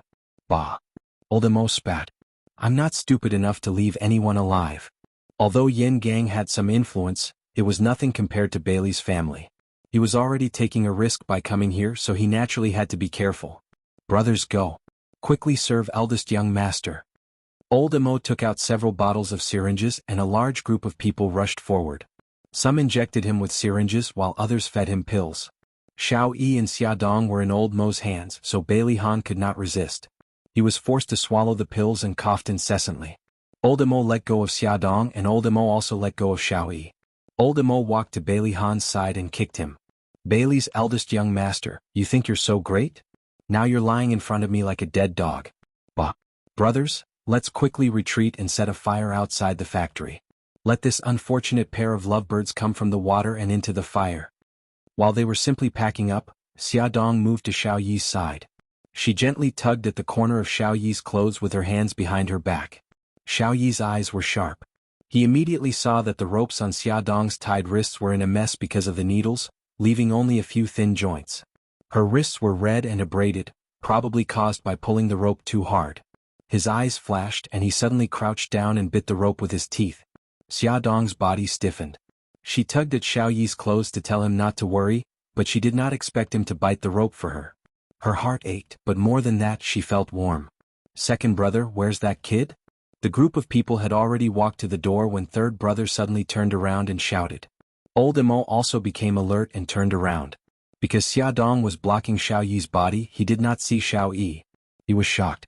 That kid couldn't have escaped, right? Second brother, what should we do? Lao San, go in and have a look. Old Mo handed Bailey Han's gun to Lao San. Be careful. Thump thump. The heavy footsteps were getting closer and closer. Xia Dong's heart was beating like a drum. Suddenly she felt the pressure on her wrist loosen. She quietly moved her wrist without showing any signs of movement. Xiao Yi also straightened her body and slowly moved out from behind her. Third brother, who had been staring at them the whole time, was stunned when third brother suddenly appeared in his line of sight. He raised his voice and said, Second brother, this brat looks very strange. I don't feel at ease leaving him alive. Why don't I get rid of him first? Old Mo certainly wouldn't object to the fact that he would die sooner or later. Third brother walked closer, raised the gun with one hand, and pointed the muzzle at Xiao Yi's forehead. Xia Dong suddenly reached out and pulled Xiao Yi behind her. Third brother's eyes turned cold and he quickly pulled the trigger. Xia Dong hugged Xiao Yi and rolled on the ground to avoid the bullet. At the same time, Bailey Han suddenly stood up from the ground. He forcibly broke the rope on his wrist and kicked third brother's temple heavily. Clang! The gun in third brother's hand fell to the ground. His huge body also fell to the ground. The accident happened in an instant. Old Mo and the group of hooligans were stunned. Old Mo was the first to react and quickly pulled out his gun. Bailey Han's right hand had quickly shot out a throwing knife from his waist. The throwing knife hit Old Mo's forehead. Blood spurted out and he fell down without a sound. Bailey Han strode forward and bent down to pick up the gun on the ground. He aimed at the group of hooligans and fired. In an instant, 3 or 4 of them fell down. The rest of the hooligans were like headless dragons and had long scattered in fear. The fight only lasted for 2 or 3 minutes, but Xia Dong felt that it was as long as a lifetime. She protected Xiao Yi and hid behind the sofa. When the gunshot stopped, she hugged Xiao Yi and covered his eyes and ran out from behind the sofa. Bailey Han, how are you? She saw that Bailey Han was sweating profusely. His face was pale and he was tottering. She knew that the medicine that Old Mo had fed him had taken effect. The pile of red and green pills and medicine was mixed with various hallucinogens and stimulants. There was even an aphrodisiac. Xiao Yi's body stiffened and he reached out to push Xia Dong's hand away. Xia Dong's voice trembled. Xiao Yi, don't look. She was afraid of scaring him with the corpses and rivers of blood in front of him. But he insisted. He wanted to see how Daddy was doing. Xiaodong understood his thoughts. She could only put him down with his back facing the door and let go of his eyes. Bailey Han could not hold on any longer. He forced himself to take off his coat and threw it to Xiaodong, who was barely dressed. He fell to the floor with a plop. His body began to twitch and he said in a hoarse voice, "Water, quickly find water. Xiaoyi, stay here. Don't run around." Xiaodong said anxiously as she put on his coat. She glanced around and found an empty mineral water bottle in the corner. She quickly ran over to pick it up and ran out to get tap water. After Bailey Han filled his stomach with water, he vomited violently in the corner. As the pill had stayed in his stomach for a long time, he vomited out white foam. Although he had his stomach pumped, the injection of medicine could not eliminate the effects of the drug. The strong effects of the medicine affected his brain. His body was burning hot, his head was spinning, and his mind was in a mess. Xiaodong anxiously rummaged through his coat pocket, trying to find his phone. Xiaoyi squatted beside him and bit her lip. She took out his phone from his trouser pocket. She hurriedly dialed Mika Kito's number. "Brother Shin, we're in an abandoned factory in the suburbs. I don't know the exact location. Bailey Han has been poisoned and needs a doctor. Brother Shin, this is Bailey Han's phone. You can track his signal." After saying this, she did not hang up. Instead, she put the phone aside and paid attention to Bailey Han's condition. His whole body was convulsing and he was delirious. His face was so red that it looked like it was roasted. But other than waiting, there was nothing she could do. She could only watch him suffer. Her heart throbbed with pain. At this moment he suddenly opened his eyes. His blood-red eyes stared at her like a ferocious beast. At this moment her dress was in tatters. Although she was wearing his suit jacket because his jacket was too big, the cleavage in front of her chest was faintly discernible. He suddenly roared like a lion that had gone berserk. He pounced up from the ground and pressed down on her. Xiaodong was caught off guard. The first thing she did was to protect her abdomen with both hands. She did not have any extra hands to block his attack. His burning hot body pressed against hers forcefully. His body was tense and stiff like a rock, pressing down on her tightly. Xiaodong felt a hard stick-like object hit her leg hard. Her heart immediately panicked. She knew what it was. He was like a mad beast. He used all his strength to separate her legs. That burning weapon collided heavily between her legs. She struggled with all her might and tried her best to avoid it. She fiercely bit his arm and shouted anxiously, "Bailey Han, wake up!" Fresh blood flowed down his arm. The sharp pain cleared his mind for a second. He wanted to push her away, but his body's instincts made it impossible for him to resist.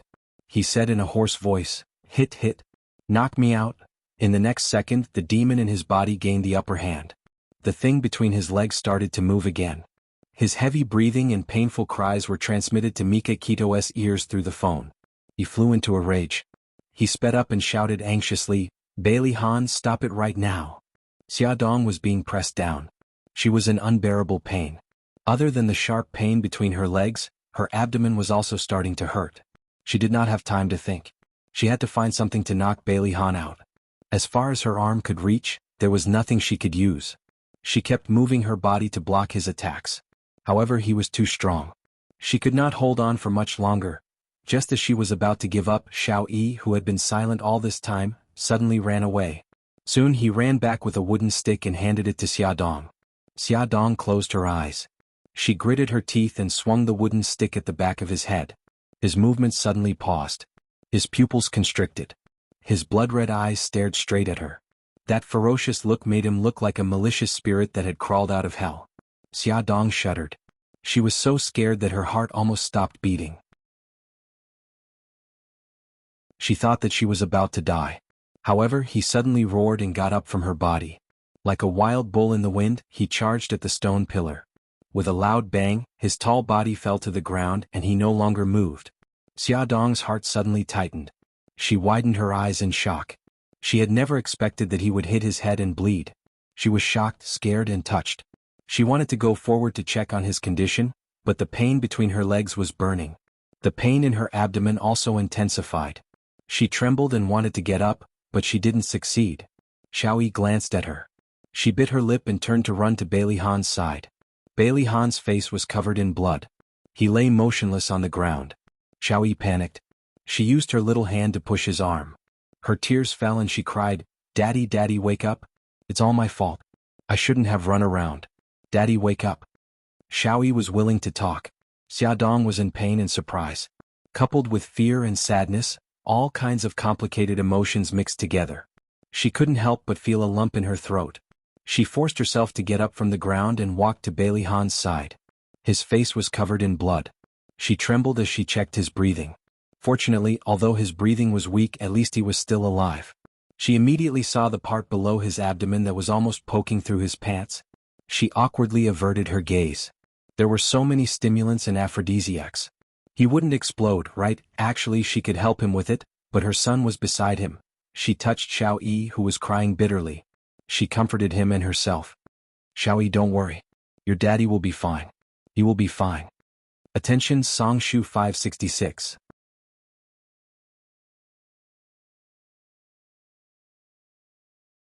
Chapter 148. Her stomach hurt more and more.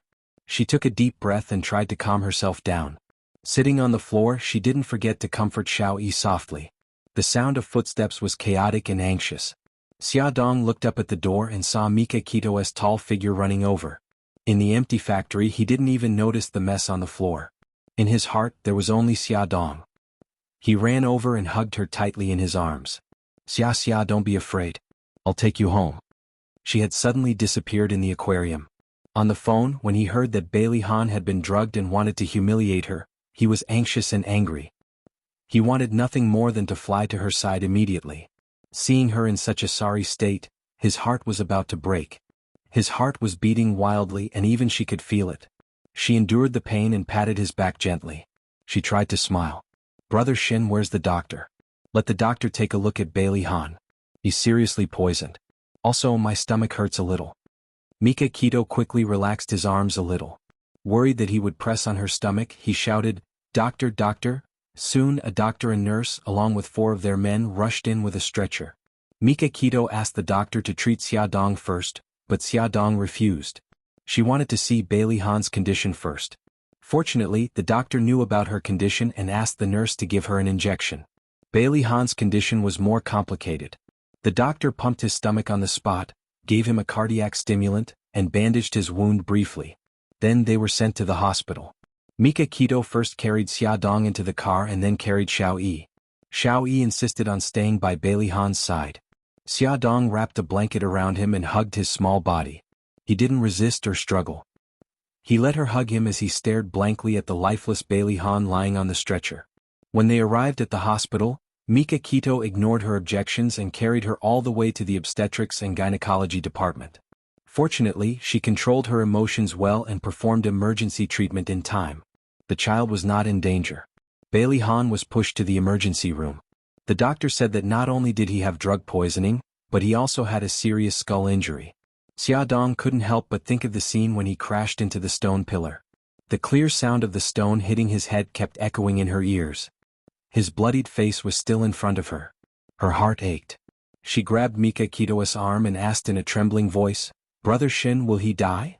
No, he won't die. Mika Kito felt his heart ache when he saw her like this. Why wasn't he the first to find her? Why wasn't he the one who protected her when she was in danger? Ever since he came to the hospital, little Wingsy seemed to have regained his usual cold expression.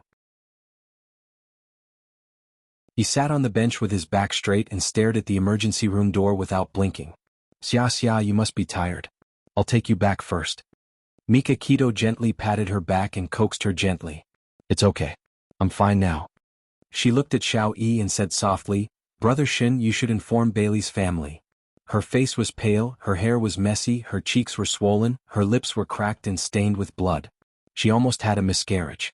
She didn't look like she was fine at all. His heart ached and his eyes were filled with tenderness. He held her hand and said, Don't worry, I'll take care of it. I'll get Liuxing to take you home first. I'll stay here with Xiao Yi and wait for his family. Xiaodong looked up at the emergency room light and then looked at Xiao Yi, who was sitting upright on the bench. She said, Brother Shin, I want to stay. Can I borrow your phone? I want to tell Yezi that I'm safe. Mika Kito still wanted to persuade her, but she stretched out her hand and placed it in front of him. She looked like she wouldn't give up until she got what she wanted. Brother Shin, don't try to persuade me anymore. Give me the phone. Mika Kito sighed and placed the phone in her hand. Xiaodong called Yi Siki and learned that she had sent the children home and was still at home with Xiao Bao and Xiao Guai. Siki shouted over the phone and Xiao Bao and Xiao Guai immediately ran over. They surrounded the phone and called, "Mommy." She said a few more words to them before ending the call. 10 minutes later, the people from the Bailey family hurried over. Bailey Xiong walked at the front. Old Madame Xiao was leaning on a walking stick and Bai Jinxiu was holding her arm. The two of them walked in the second row anxiously. Bailey Yun looked indifferent as he walked at the back. "Mr. Beitang, how is my son?" Bailey Xiong looked anxious and didn't bother to exchange pleasantries. Mika Kito stood up. "The doctor is giving him first aid." Old Madame Zhao's eyes were red. She picked up Xiao Yi and stroked his head lovingly. "What happened? How did Ahan get hurt so badly?" Mika Kito said calmly, "Xia Xia and Xiao Yi were kidnapped. Mr. Bailey was the first to arrive. He subdued the kidnappers and was injured himself." Old Madame Zhao's expression changed when she heard this. She looked at Xia Dong with some dissatisfaction in her eyes, but she didn't flare up because of Mika Kito. Bai Jinxiu couldn't help but shout at Xia Dong, "Xia Dong, it's you again. Haven't you heard Ahan enough? You'll only be satisfied if he dies, won't you?" After Bailey Yun came over, his attention was on Xia Dong. Her face was badly injured and she was wearing Bailey Han's coat. He didn't know if she was hurt. He noticed that she had been sitting in the chair and didn't get up even when they came over. He guessed that she must be very tired now, or maybe it was because of her injuries that she couldn't get up to deal with them. His feelings were complicated and his heart ached. When he heard Bai Jinxiu's reprimand he could not help retorting, "Auntie, what you're saying is too unreasonable. Big Bro saved Xia Dong of his own volition. Besides, little Wingzi was also kidnapped. Should Big Bro just watch as little Wingzi gets hurt?" Bai Jinxiu was provoked by his words and couldn't help but blurt out, Xiao Yi is also her." "Enough." Old Madame interrupted her, her cold gaze falling on her. She suddenly quivered and realized that something was wrong. She almost spilled the beans. "What's the point of making such a racket in the hospital?" Old Madame Xiao glared at Bailey Yun again and glanced at Xia Dong indifferently. There was no lack of warning in her eyes. Xia Dong looked indifferent and seemed to turn a deaf ear to their quarrel. She had already expected this to happen, so she wasn't surprised at all and didn't care. Mika Kito didn't want her to be wronged. She held her hand and said in a deep voice, "You'll know the details when Mr. Bailey wakes up. Isn't it too much to blame Xia Xia now?" Bai Jinxiu looked indifferent and didn't look ashamed at all. Old Madame Xiao lowered her head and stroked Xiao Yi as if she didn't hear anything. Bailey Han coughed and stood up to smooth things over. "Mr. Beitang is right. We were too hasty." Mika Kito snorted coldly and didn't say anything else. They sat in the corridor and waited for more than 10 minutes before the doctor came out of the emergency room. He said that the patient was out of danger, but his condition was a little serious. He still had to do a brain check on the head injury. Other than Bailey Yun, the other 3 members of the Bailey family looked very upset. Old Madame Xiao hurriedly interrupted the doctor, as if she didn't want the doctor to talk about Bailey Han's condition in front of Xia Dong and the others. Xia Dong lowered her eyes. She knew it was time for her to leave. She politely said goodbye and didn't look at Xiao Yi. With Mika Kito's help, she stood up. Mika Kito suddenly bent down and carried her in his arms. Ignoring Bailey Yun's murderous gaze and the others' surprised gazes, he swaggered her into the car. When they arrived at the neighborhood, Mika Kito carried her out of the car and carried her upstairs. If it were any other time she would have rejected him. But now she stretched out her arms and wrapped them around his neck. She bit her lower lip and frowned slightly as if she was suppressing something. Mika Kito's heart skipped a beat. He suspected that she was injured too. When they got home, Siki was still at home with the children. She couldn't help but tear up when she saw Xia Dong's injuries. The 2 children were even more anxious. Xiao Guai was so heartbroken that she cried. Xiao Bao was so angry that his teeth itched. He wanted to cut the person who hurt his mother into pieces. Xia Dong comforted the children gently. Mika Kito went into the bathroom to fill the tub with hot water. When he came out he said to Siki, "Siki, can you help Xia Xia clean up?" Xia Dong thought about the injuries on her body and immediately blushed. No, it's okay. I can do it myself." Siki pretended to be relaxed. "Why are you so shy? It's not like I haven't seen it before. I even helped you scrub your back when we were in university." Ignoring her objections, he forcibly helped her into the bathroom. Siki reached out, but Xia Dong quickly pressed her hand down. "Yezi, I'll take it off myself." She gently took off her jacket, revealing her tattered dress. Siki's pupils shrank. She saw a bruise on Xia Dong's arm. After taking off her dress, she saw countless abrasions on her body. Yisiki's eyes welled up with tears. Her nose twitched and she almost cried. Yezi, you can go out. I can do it myself. Xiaodong awkwardly clamped her legs together. When she was taking off her clothes, she noticed that there was a serious abrasions between her legs. Her attempt to cover up made it even more conspicuous. Yisiki noticed the abrasions between her legs, which made it easy for her to guess what had happened. The tears in Yisiki's eyes finally fell. She bit her lip and didn't say a word. She helped Xiaodong into the bathtub, wetted a towel and wiped her body. Her movements were as gentle as a feather. Xiaodong knew what she was thinking. She reached out and gently held her hand. She said softly, Yezi, actually he didn't hurt me. He took so many stimulants and aphrodisiacs. In order not to hurt me, he would rather bang his head against a pillar. Towards the end her voice choked up. That moment brought her so much shock that even now when she thought about it, she was still shaken to the core. Quick look. Songshu 566.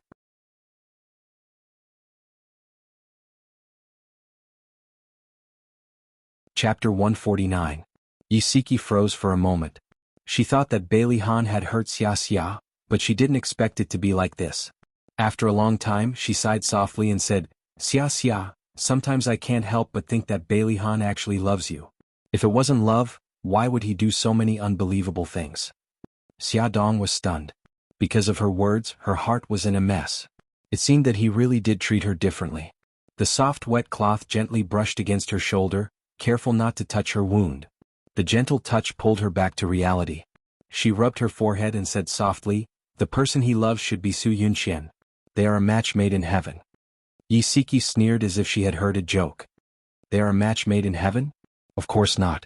Let me tell you, 2 days ago old Lin told me something. Bailey Han and Su Yunxian went to his place for a checkup. Su Yunxian went behind Bailey Han's back and wanted old Lin to lie for her. Lie? What lie? Of course she wanted old Lin to say that she was pregnant. Yisiki curled her lips in disdain. For a woman to lie to her fiancé and say that she was pregnant, there can only be one possibility. There must be something going on between them. This woman is starting to get scared and wants to use the child to tie her fiancé down. Xiaodong fell silent. She already knew that there was something going on between Bailey Han and Su Yunxian. Perhaps she had to take some responsibility for it. Old Lin also said that when he heard that Su Yunxian wasn't pregnant, Bailey Han's expression turned ugly. Without saying a word, he dragged Su Yunxian away. From the looks of it, the two of them must have quarreled. Yisiki's tone was full of schadenfreude. Su Yunxian even threatened old Lin. You didn't see the look of panic on her face. Xiaodong pursed her lips. Look at how vividly you described it.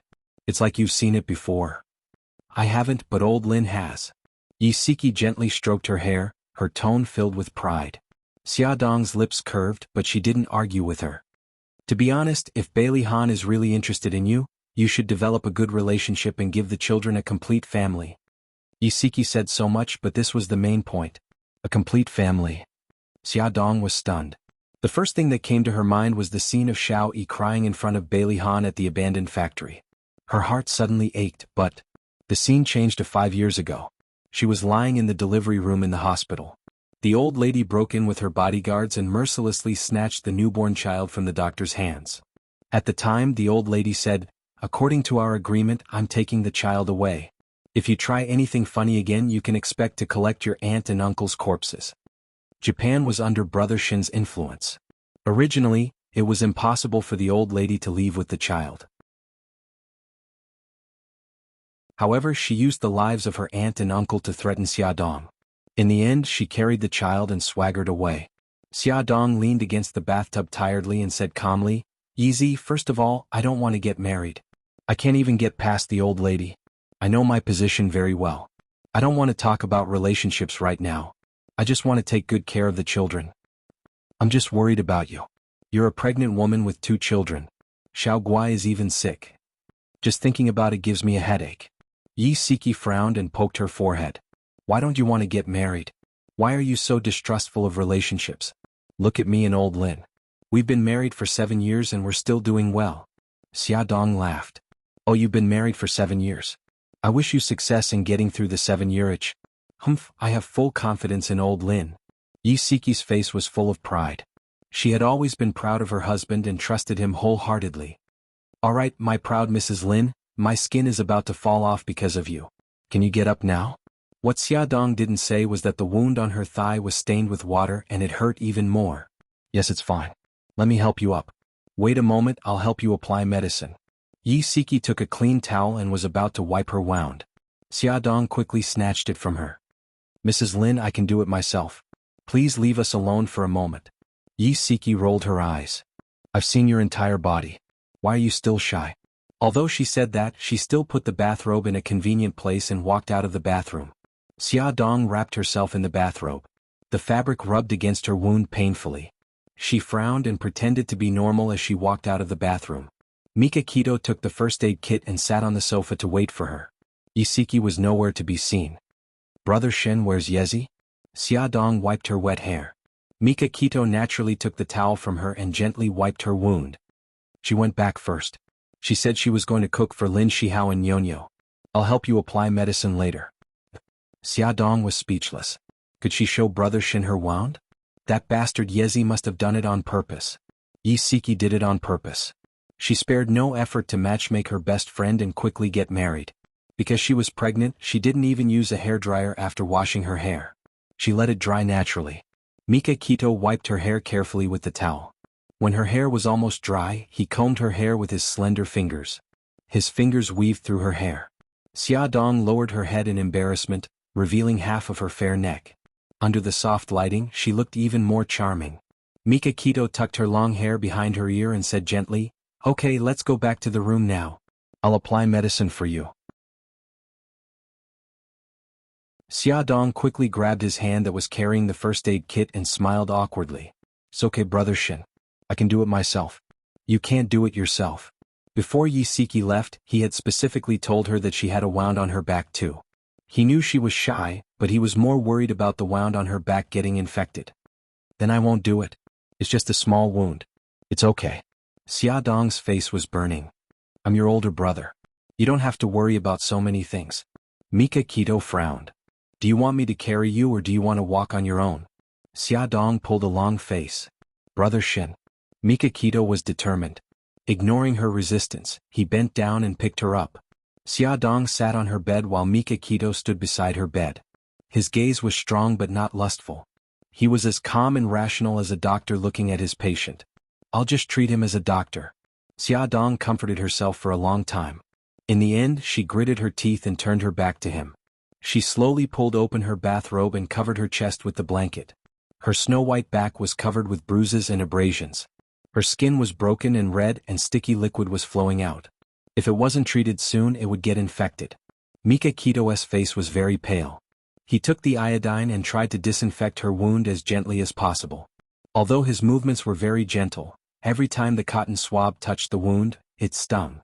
Her body would tremble slightly and so would his heart. After cleaning the wound on her back, Mika Kito was sweating profusely. His voice was a little low. "Are you hurt anywhere else?" "A little, but I can apply the ointment myself." She wanted to pull up her bathrobe but he grabbed her wrist. He said softly, "Don't be in a hurry to put it on. The mucus from the wound on your back will stick to the bathrobe. It will be very painful when you take it off. When you sleep tonight, lie on your side. Be careful not to let the blanket touch your wound." "Okay." Xiaodong blushed. She didn't know what to say. He poured out 2 pills and put them on the bedside. "Xia, I put some anti-inflammatory medicine on the bedside. Remember to take it later." Okay. Remember to treat the other wounds. I'll make you something to eat." Mika Kito touched her head. His voice was full of tenderness. "What do you want to eat tonight?" "Seafood porridge. Brother Shin's seafood porridge is very delicious." Mika Kito's lips curved into a smile. Xiaodong breathed a sigh of relief when she heard the door close. She got out of bed and locked the door. She took off her bathrobe completely.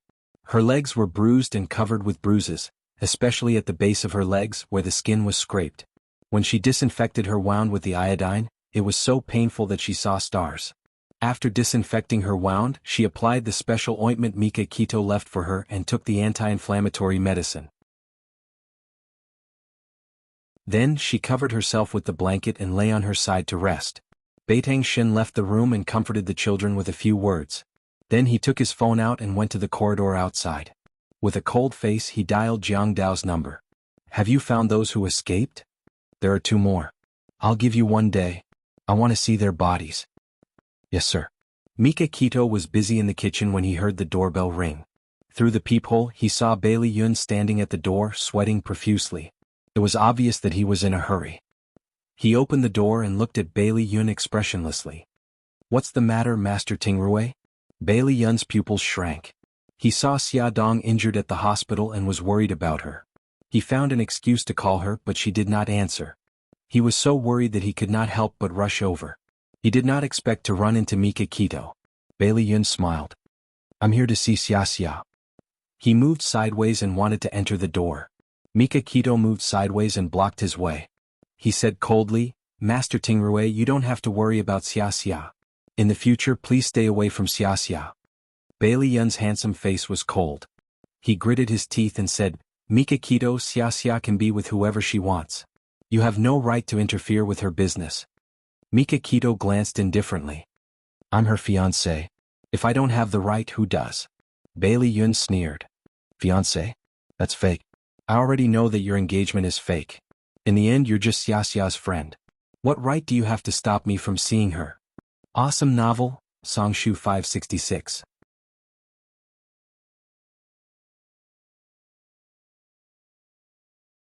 Chapter 150. Mika Kito's gaze was sinister and sharp. Because I have the ability to do so. Bailey Yun's face turned pale. This sentence directly hit his weak spot. He was only an illegitimate son of the Bailey family. Other than having a nominal position in the Bailey group, he had no ability to compete with him for Xia. He clenched his fists and gritted his teeth. His slender foxy eyes were filled with anger, humiliation, and hatred. In the end, all the complicated emotions turned into powerlessness. His voice was low and hoarse. Is she badly injured? Mika Kito replied expressionlessly. Not really. I've already applied medicine on her. Of course, I helped her apply it myself. Bailey Yun was furious. He raised his fist and wanted to punch him in the face, but he was caught by the arm. He lowered his voice and said, Bailey Yun, the children are here. I don't want to mess around with you. Mika Kito suddenly flung his arm away and slammed the door shut. Bailey Yun angrily punched the wall. He didn't care that the back of his hand was bleeding. He drove the Lamborghini like the wind. He was full of complicated emotions but had nowhere to vent. In the end, he rushed into Charming Club with a murderous aura. He drank 1 glass after another to drown his sorrows. Many beauties came forward to hit on him. He shot daggers at them and coldly spat out, "Get lost." The women ran away in tears. Bai Liyun's entire body emitted a powerful aura of resentment and anger. No one dared to approach within 3 meters of him. However, there was one person who wasn't afraid of death. He patted his shoulder and lazily said, I say, second young master, what happened today? There are broken hearts all over the floor of my bar. Bailey Yun flung Xiao Tianxing's hand away. His foxy eyes were slightly drunk. Xiao Tianxing, am I a failure as a person? Xiao Tianxing's sloppy smile froze. Oh, you suffered a blow? Why are you suddenly talking about such a heavy topic? Don't play around with me. I want to hear the truth. Bailey Yun picked up another glass of wine and gulped it down. Xiao Tianxing sat down beside him. You're the object of thousands of women. If this is considered a failure, how can others live? Bailey Yun smiled bitterly. So what if others are chasing after you? She's the only one who doesn't care. Xiao Tianxing knew he was talking about Xia Dong. He rubbed his eyebrows. She is already a member of Mika Kito. I advise you to give up. Bailey Yun drank another glass and his mind was already in a mess. He laughed out loud. She's not, they're just pretending to be engaged. However, I still don't have the chance. His voice gradually became softer, and there was an indescribable sadness in his hazy, drunken eyes. Who asked me to be so useless? I was destined to be a failure from the moment I was born. His birth was not blessed by his family, and his existence would only bring shame to his family. Yun? Xiao Tianxing put his hand on his shoulder. His expression was serious and serious. If you really love her, try again. Bailey Yun choked back his sobs. What if I fail? If you fail? Xiao Tianxing had a headache. He had never encountered such a tricky problem. He paused and said, if you fail, maybe you should let go. Bai Liyun leaned on the bar counter, trying his best to suppress his strong surging emotions. He originally wanted to be friends with her and let her slowly fall in love with him, but ever since Baitangshan existed, his image seemed so small. He was afraid that one day she would no longer be able to see him. Think about it. Xiao Tianxing sighed and patted him on the shoulder. When Mika Kito knocked on Xia Dong's door with a bowl of fragrant seafood porridge, she was already asleep. Perhaps because she was too tired, she was in a deep sleep. Mika Kito knocked twice but no one answered. He turned the doorknob but it was locked from the inside. He had no choice but to let her sleep on an empty stomach. Xiao Bao and Xiao Guai were sitting in the dining room. On the surface they were eating at Gigai's, but in fact they were listening to what was going on over there. When he saw Mika Kito coming back with a bowl, Xiao Bao gritted his teeth and said, "Uncle Shen, you have to make the person who hurt Mom pay the price." Mika Kito patted his head. "I will. Hurry up and eat before it gets cold." Hospital VIP ward. Bailey Han was lying among a pile of instruments and tubes. His head was wrapped in gauze and his face was pale. His handsome eyebrows were tightly knitted, and his thin lips were tightly pursed, making him look very fragile. Bai Jinxiu sat by his bed, and old Madame Bai was also sitting by the side with Xiao Yi in her arms. The three of them looked worried. Su Yunxian knocked on the door and walked in. She said anxiously, "Grandma Mommy Bai, how is Han?" Old Madame Bai sighed. "He's out of danger but he hasn't woken up yet." Old Madame Bai still didn't know that Su Yunxian was faking her pregnancy, so her attitude towards her was normal. "How did Han get injured?" Su Yunxian looked distressed. Before old Madame Bai could say anything, Bai Jinxiu snorted coldly. "It's all because of that woman Xia Dong. She and Xiao Yi were kidnapped, and Han got injured in order to save them." Bai Jinxiu's words were full of disgust for Xia Dong, and he didn't even consider that his words would hurt Xiao Yi. Xiao Yi was already feeling guilty. When she heard this, her small body stiffened and she couldn't help but clench her fists. Old Madame Bai keenly sensed the change in his emotions, and she hugged him tighter. She said in a deep voice, "Jinxiu, you can't blame Xia Dong and Xiao Yi for this. If you want to blame someone, blame those vicious kidnappers. How dare they target our Bailey family?" Su Yunxian was shocked and angry. She didn't expect that group of idiots would lead Bailey Han to them. She had clearly hinted to them that Mika Kito was Xia Dong's backer. She clenched her fists again and again to suppress the anger in her heart. She revealed a shocked expression. "Xiao Yi was kidnapped too? Is Xiao Yi all right?" She bent down wanting to touch Xiao Yi's head. The moment her palm landed on the top of his head, Xiao Yi screamed and hit and kicked her. Old Madame Bai repeatedly comforted her. "Don't be agitated, baby Yi. It's okay. Great-grandma is here." Su Yunxian took a few steps back and her expression was a little ugly. Bai Jinxiu comforted her. "Yunxian, don't mind him. Xiao Yi is just frightened. It's okay, Mommy Bai. It's my fault. I know that Xiao Yi will be more agitated when he sees me, but I still can't help but want to care about him." Su Yunxian forced a smile. Bai Jinxiu sighed and her elegant brows furrowed slightly. Bailey Han, who was lying on the hospital bed, suddenly moved his lips. Old Madame Bai leaned over excitedly, thinking that he was about to wake up. However, she heard him close his eyes and murmur softly, "Xia Dong? Sorry. Xia Dong." Su Yunxian's face instantly turned pale. He was unconscious but he was still thinking about that woman. Old Madame Bai and Bai Jinxiu's expressions also turned ugly. "Xia Dong. Xiao Yi." He frowned in pain and repeatedly called out their names. It was as if he was being haunted by a nightmare. His fingers were still agitated but he suddenly clenched them. Xiao Yi struggled to crawl out of old Madame Bai's arms. He moved his body and crawled to Bailey Han's pillow. He reached out his small hand and stroked his cold cheek. He said softly, "Daddy, I'm Xiao Yi. Daddy, please wake up quickly." Old Madame Bai and the others widened their eyes in disbelief. Xiao Yi spoke. Su Yunxian was the most shocked. She began to panic. If Xiao Yi revealed that she had pushed him down the stairs, not only would Han hate her, but the entire Bailey family would never accept her again. Xiao Yi's whispers were really effective. Bailey Han's murmurs gradually disappeared.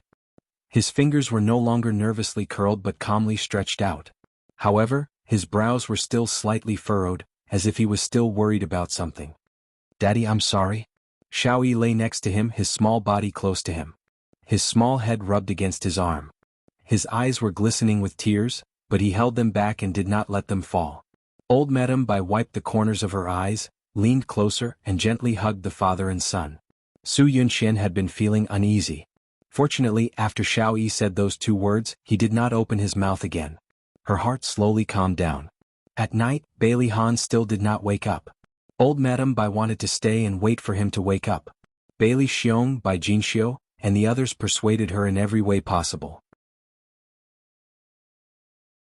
Su Yunxian insisted on staying to accompany him, but as the rich miss, there were many things that she did not know how to do, so she hired a senior nurse.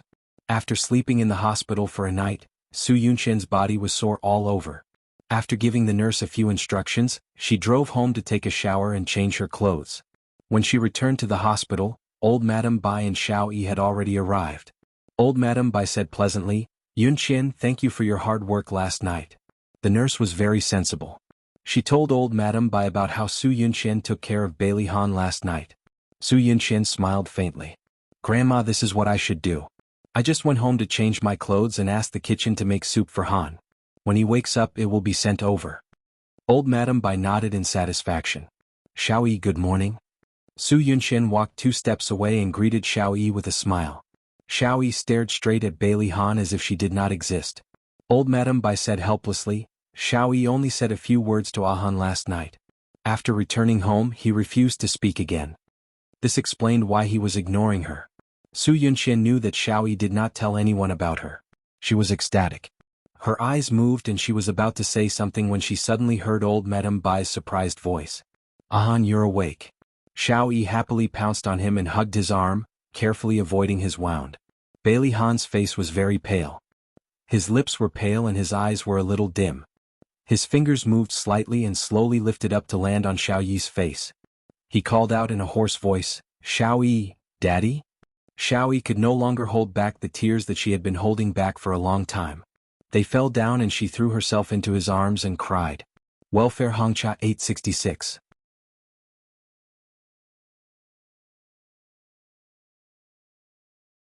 Chapter 151.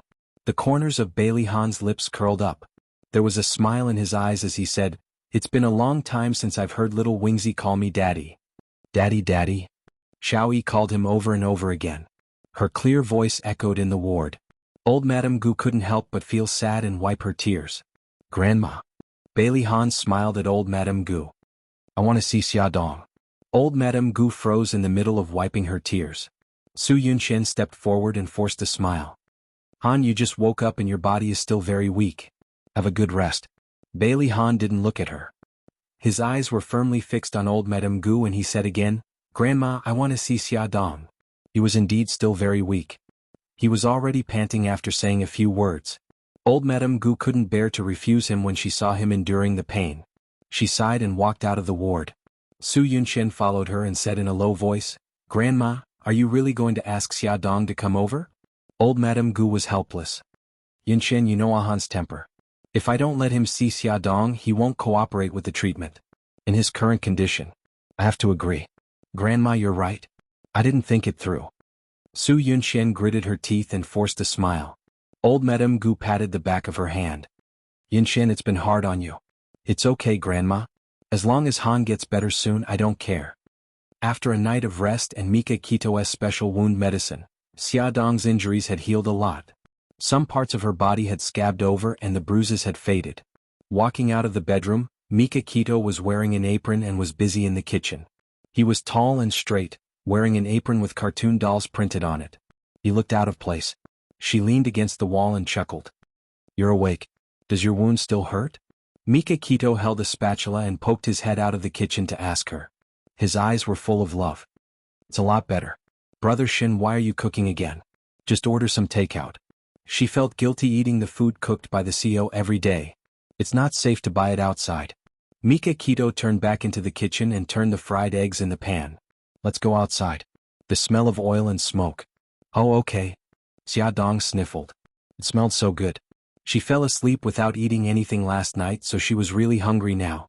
After washing up, she woke the 2 little guys up. The first thing Xiao Guai did when he got out of bed was to lie in front of her. He said with concern, "Mommy, does your wound still hurt?" Xia Dong kissed him on the forehead. "Guy, don't worry. Mommy's wound doesn't hurt anymore." Xiao Guai blinked and cupped her face with his little hands. He moved his little mouth close to her swollen face and blew gently. "Mommy, I'll blow on it for you." It won't hurt anymore after I blow on it. Xia Dong hugged her daughter's soft little body tightly. Yes, yes. It doesn't hurt at all. Gigai's blow really works. When he called Xiaobao rubbed his messy hair with a confused look in his eyes. He stuck his little butt out and rummaged around the pillow for a while before he found an exquisite necklace and handed it to Xia Dong without saying a word. Xiaobao, is this for me? The sleepiness in Xiaobao's eyes finally disappeared. He nodded heavily and puffed up his little bun face. Mom, no matter where you go in the future, you have to wear this necklace. This way, even if you go to the ends of the earth, I can find you. He thought about it for most of the night before coming up with this idea. It's so magical. You didn't install a global positioning system in the necklace, did you? Xia Dong smiled and joked. She took the necklace from her son and observed it carefully. It should be platinum. It was low-key and luxurious. The pendant was a green and white cat's eye stone. It looked beautiful and elegant. Almost. This cat's eye stone is hollow. I put a very small tracker in it. Mom, lower your head. I will put it on for you. If there was another person who was not afraid of death and kidnapped his mother, he would be able to find her location in the first place. Xia Dong lowered her head and asked curiously, where did you get this necklace? Xiaobao chuckled. I got it from Uncle Shen. Anyway, this was prepared by Uncle Shen and he planned to give it to you, so I modified it a little. His chubby little fingers moved nimbly behind her neck and fastened the necklace. He suddenly leaned over to her injured cheek and kissed it quickly. He turned his face away and looked uncomfortable. Does it still hurt? Xia Dong rubbed his hair and smiled. It was still very painful, but it didn't hurt anymore after you kissed it. So, my precious son, why don't you kiss it again? No way. Xiaobao awkwardly escaped from her arms. His little ears were dyed a light pink. The mother and son came out of the bedroom. Mika Kito was carrying breakfast from the kitchen. He saw the necklace on Xia Dong's neck and smiled. Breakfast is ready. Xiaobao and Xiaoguai, hurry up and wash up. Okay, the two tender voices answered together. They smiled. It felt good to have Mommy and Uncle Shen. After breakfast, Mika Kito went to the office while Xia Dong stayed at home. She was about to call Bailey Yun to ask about Bailey Han's situation when she suddenly received a call from old madam. She was very happy to hear that Bailey Han had woken up. When she heard that Bailey Han wanted to see her, she was stunned. She hesitated for a moment and said, Old madam, is it inconvenient? Old madam's tone wasn't very good. If Ahan wasn't in a bad condition right now, I wouldn't let you see him. Since I've decided to let you see him, come over. Xia Dong frowned. Anger rose in her heart. She tried hard to suppress it and said calmly, I understand. I'll be at the hospital in about an hour. Xia Dong changed into a long-sleeved knee-length skirt to cover the scars on her arms and legs. The scars on her body were easy to cover, but the scars on her face were too obvious. She used a curling iron to curl her hair and used all her strength to push her hair forward, covering her slightly red and swollen cheeks. She sent the two children to Yi Siki's place to take care of them and then rushed to the hospital. Su Yunxian was also there. She looked at Xia Dong with an extremely cold gaze. Old madam's face darkened. Since you're here, go in. You should know what to say and what not to say. Xia Dong didn't want to say anything more. She nodded and pushed open the door of the ward. The sunlight shone in through the window and cast a shadow in the middle of the room. Xia Dong stood quietly in front of Bailey Han's bed. Her heart ached as she looked at his pale face. Bailey Han was also looking at her. Although she tried hard to cover it up, he still saw her injured cheeks. She must also be covered in scars where he couldn't see them. Some of them were even caused by him. She said in a hoarse voice, I'm sorry. If I hadn't implicated you, you wouldn't have become like this. He closed his eyes and smiled tiredly. It's not your fault. Come to think of it, he was the one who had implicated her. If he had done a better job back then, the incident with old Mo wouldn't have happened. He waved his hand and she walked closer. He said softly, Do the injuries on your body still hurt? He paused for a moment and his face turned slightly pink. Did I hurt the child in your stomach? Xia Dong knew what he was referring to. Her face heated up and she looked down uncomfortably. No, it's okay. The child is fine. He was full of guilt and said softly, I'm sorry. I almost hurt you. Xia Dong's nose twitched and she burst into tears. You scared me to death. Do you know that you almost killed yourself? He smiled. I didn't want to hurt you. If he hadn't sobered up at the last moment, he really didn't dare to imagine what kind of terrible consequences it would have caused. Xiaodong's heart skipped a beat. She bit her lip and tried to control her emotions. Thank you. There was a gentle smile in his eyes. She tried to say something happy. Xiaoyi spoke. When you were unconscious, he hugged you and cried very sadly. He chuckled. I know. If it wasn't for his cries, I might still be unconscious. His face was pale. It was obvious that he was forcing himself to talk to her. She smiled and said, Mr. Bailey, have a good rest. I'll come and see you another day. Bailey Han suddenly grabbed her wrist. Call me Bailey Han. Compared to a polite address, he was more willing to hear her call him by his full name when she was flustered and exasperated. It gave him a familiar sense of closeness. She wanted to struggle, but she was afraid that it would affect his wound, so she could only let him hold her. His dark eyes stared at her, containing many things that she couldn't understand. She compromised. Bailey Han, let go of me. If old Madam and Su Yunqian saw this, she wouldn't be able to explain herself. He slowly let go of her. I'll leave first. Have a good rest. She walked to the door. Before she opened it, his tired voice suddenly came from behind. Xiaodong, did we know each other before? Her outstretched hand froze. With her back facing him, she asked, Why do you ask? He was already very tired after talking so much. He took a deep breath and said, When I was unconscious, I had many dreams. In my dreams there was you and me. We seemed to be very familiar with each other. The dreams were also very real, as if it had happened before. She dug her fingers into her palms. What did you dream of? I don't remember. He actually only remembered one scene. He was carrying her in his arms as they walked through the forest. It was raining heavily and she was leaning on his chest like a weak kitten. He could even clearly remember how he felt at that time. The joy of finding something he had lost, the worry, and the love that was so thick that it couldn't be dissolved. She closed her eyes and said lightly, No, we didn't know each other before.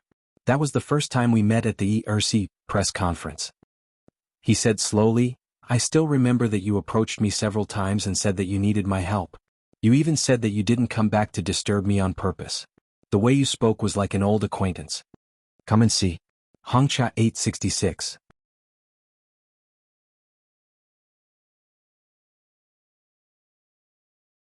Chapter 152. She interrupted him. That was just a way for me to get close to you. I pretended to be an old acquaintance. Didn't you see through it? After a moment of silence, he said, What do you need my help with? He seemed to have always treated her as a liar and had never asked her these questions. Nothing. I just wanted to get an advertisement for Glamour magazine. Didn't I successfully sign an advertisement contract with your company? He shook his head. He didn't believe it. What had happened in the past few months replayed in his mind like a movie. He didn't believe that she got close to him for such a simple purpose. He was even more suspicious of her saying that they didn't know each other in the past. However, he didn't have the energy to confront her now. I'll leave first. Xiaodong didn't want to say anything more.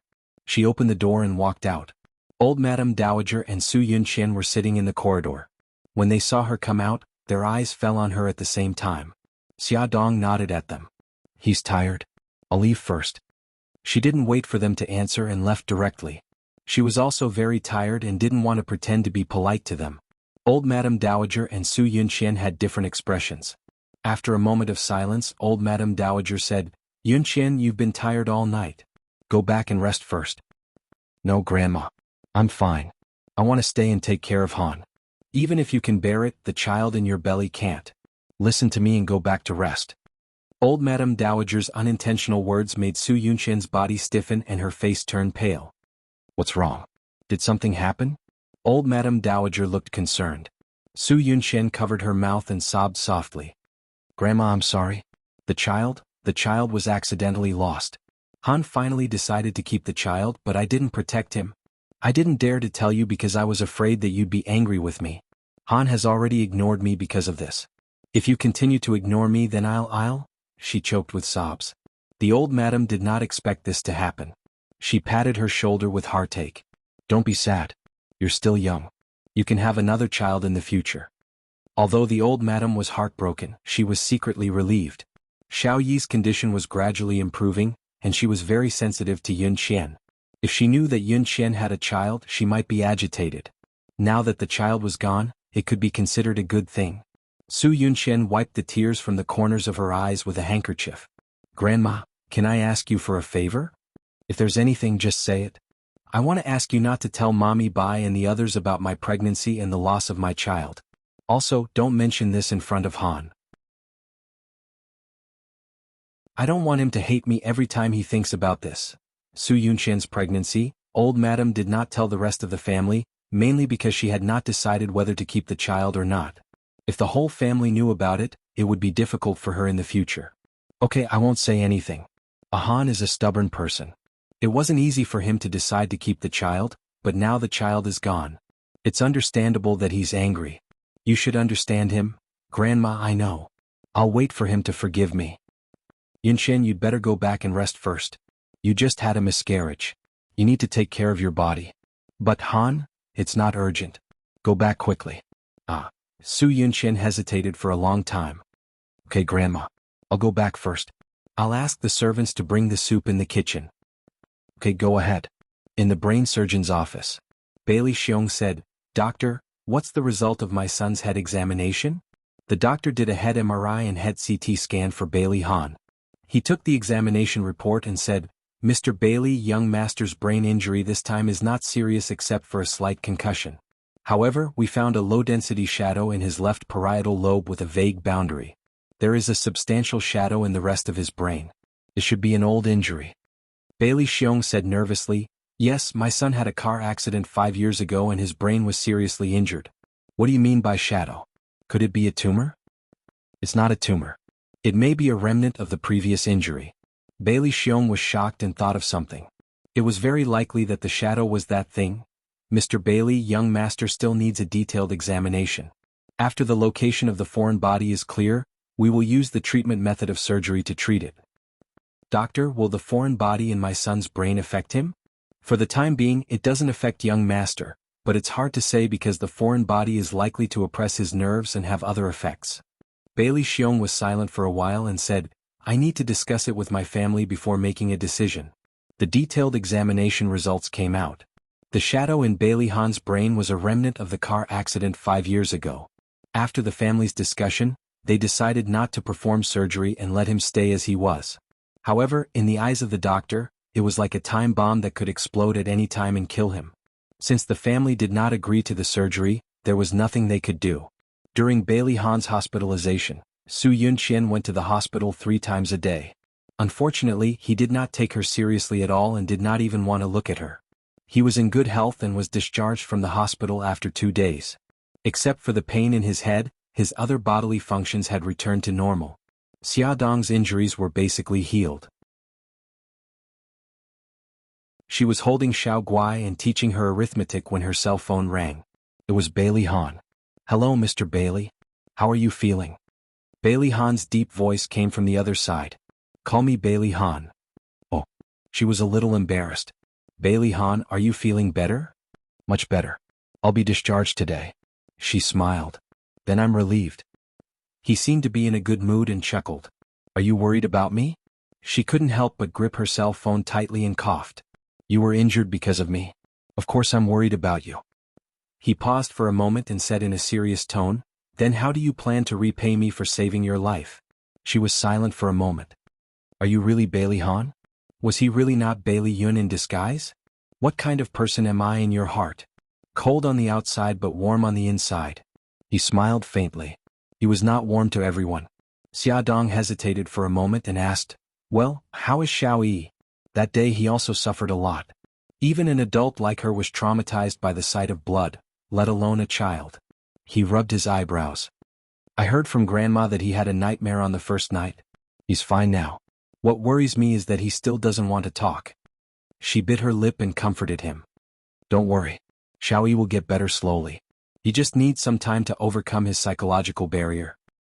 He was silent for so long that she thought he had hung up the phone.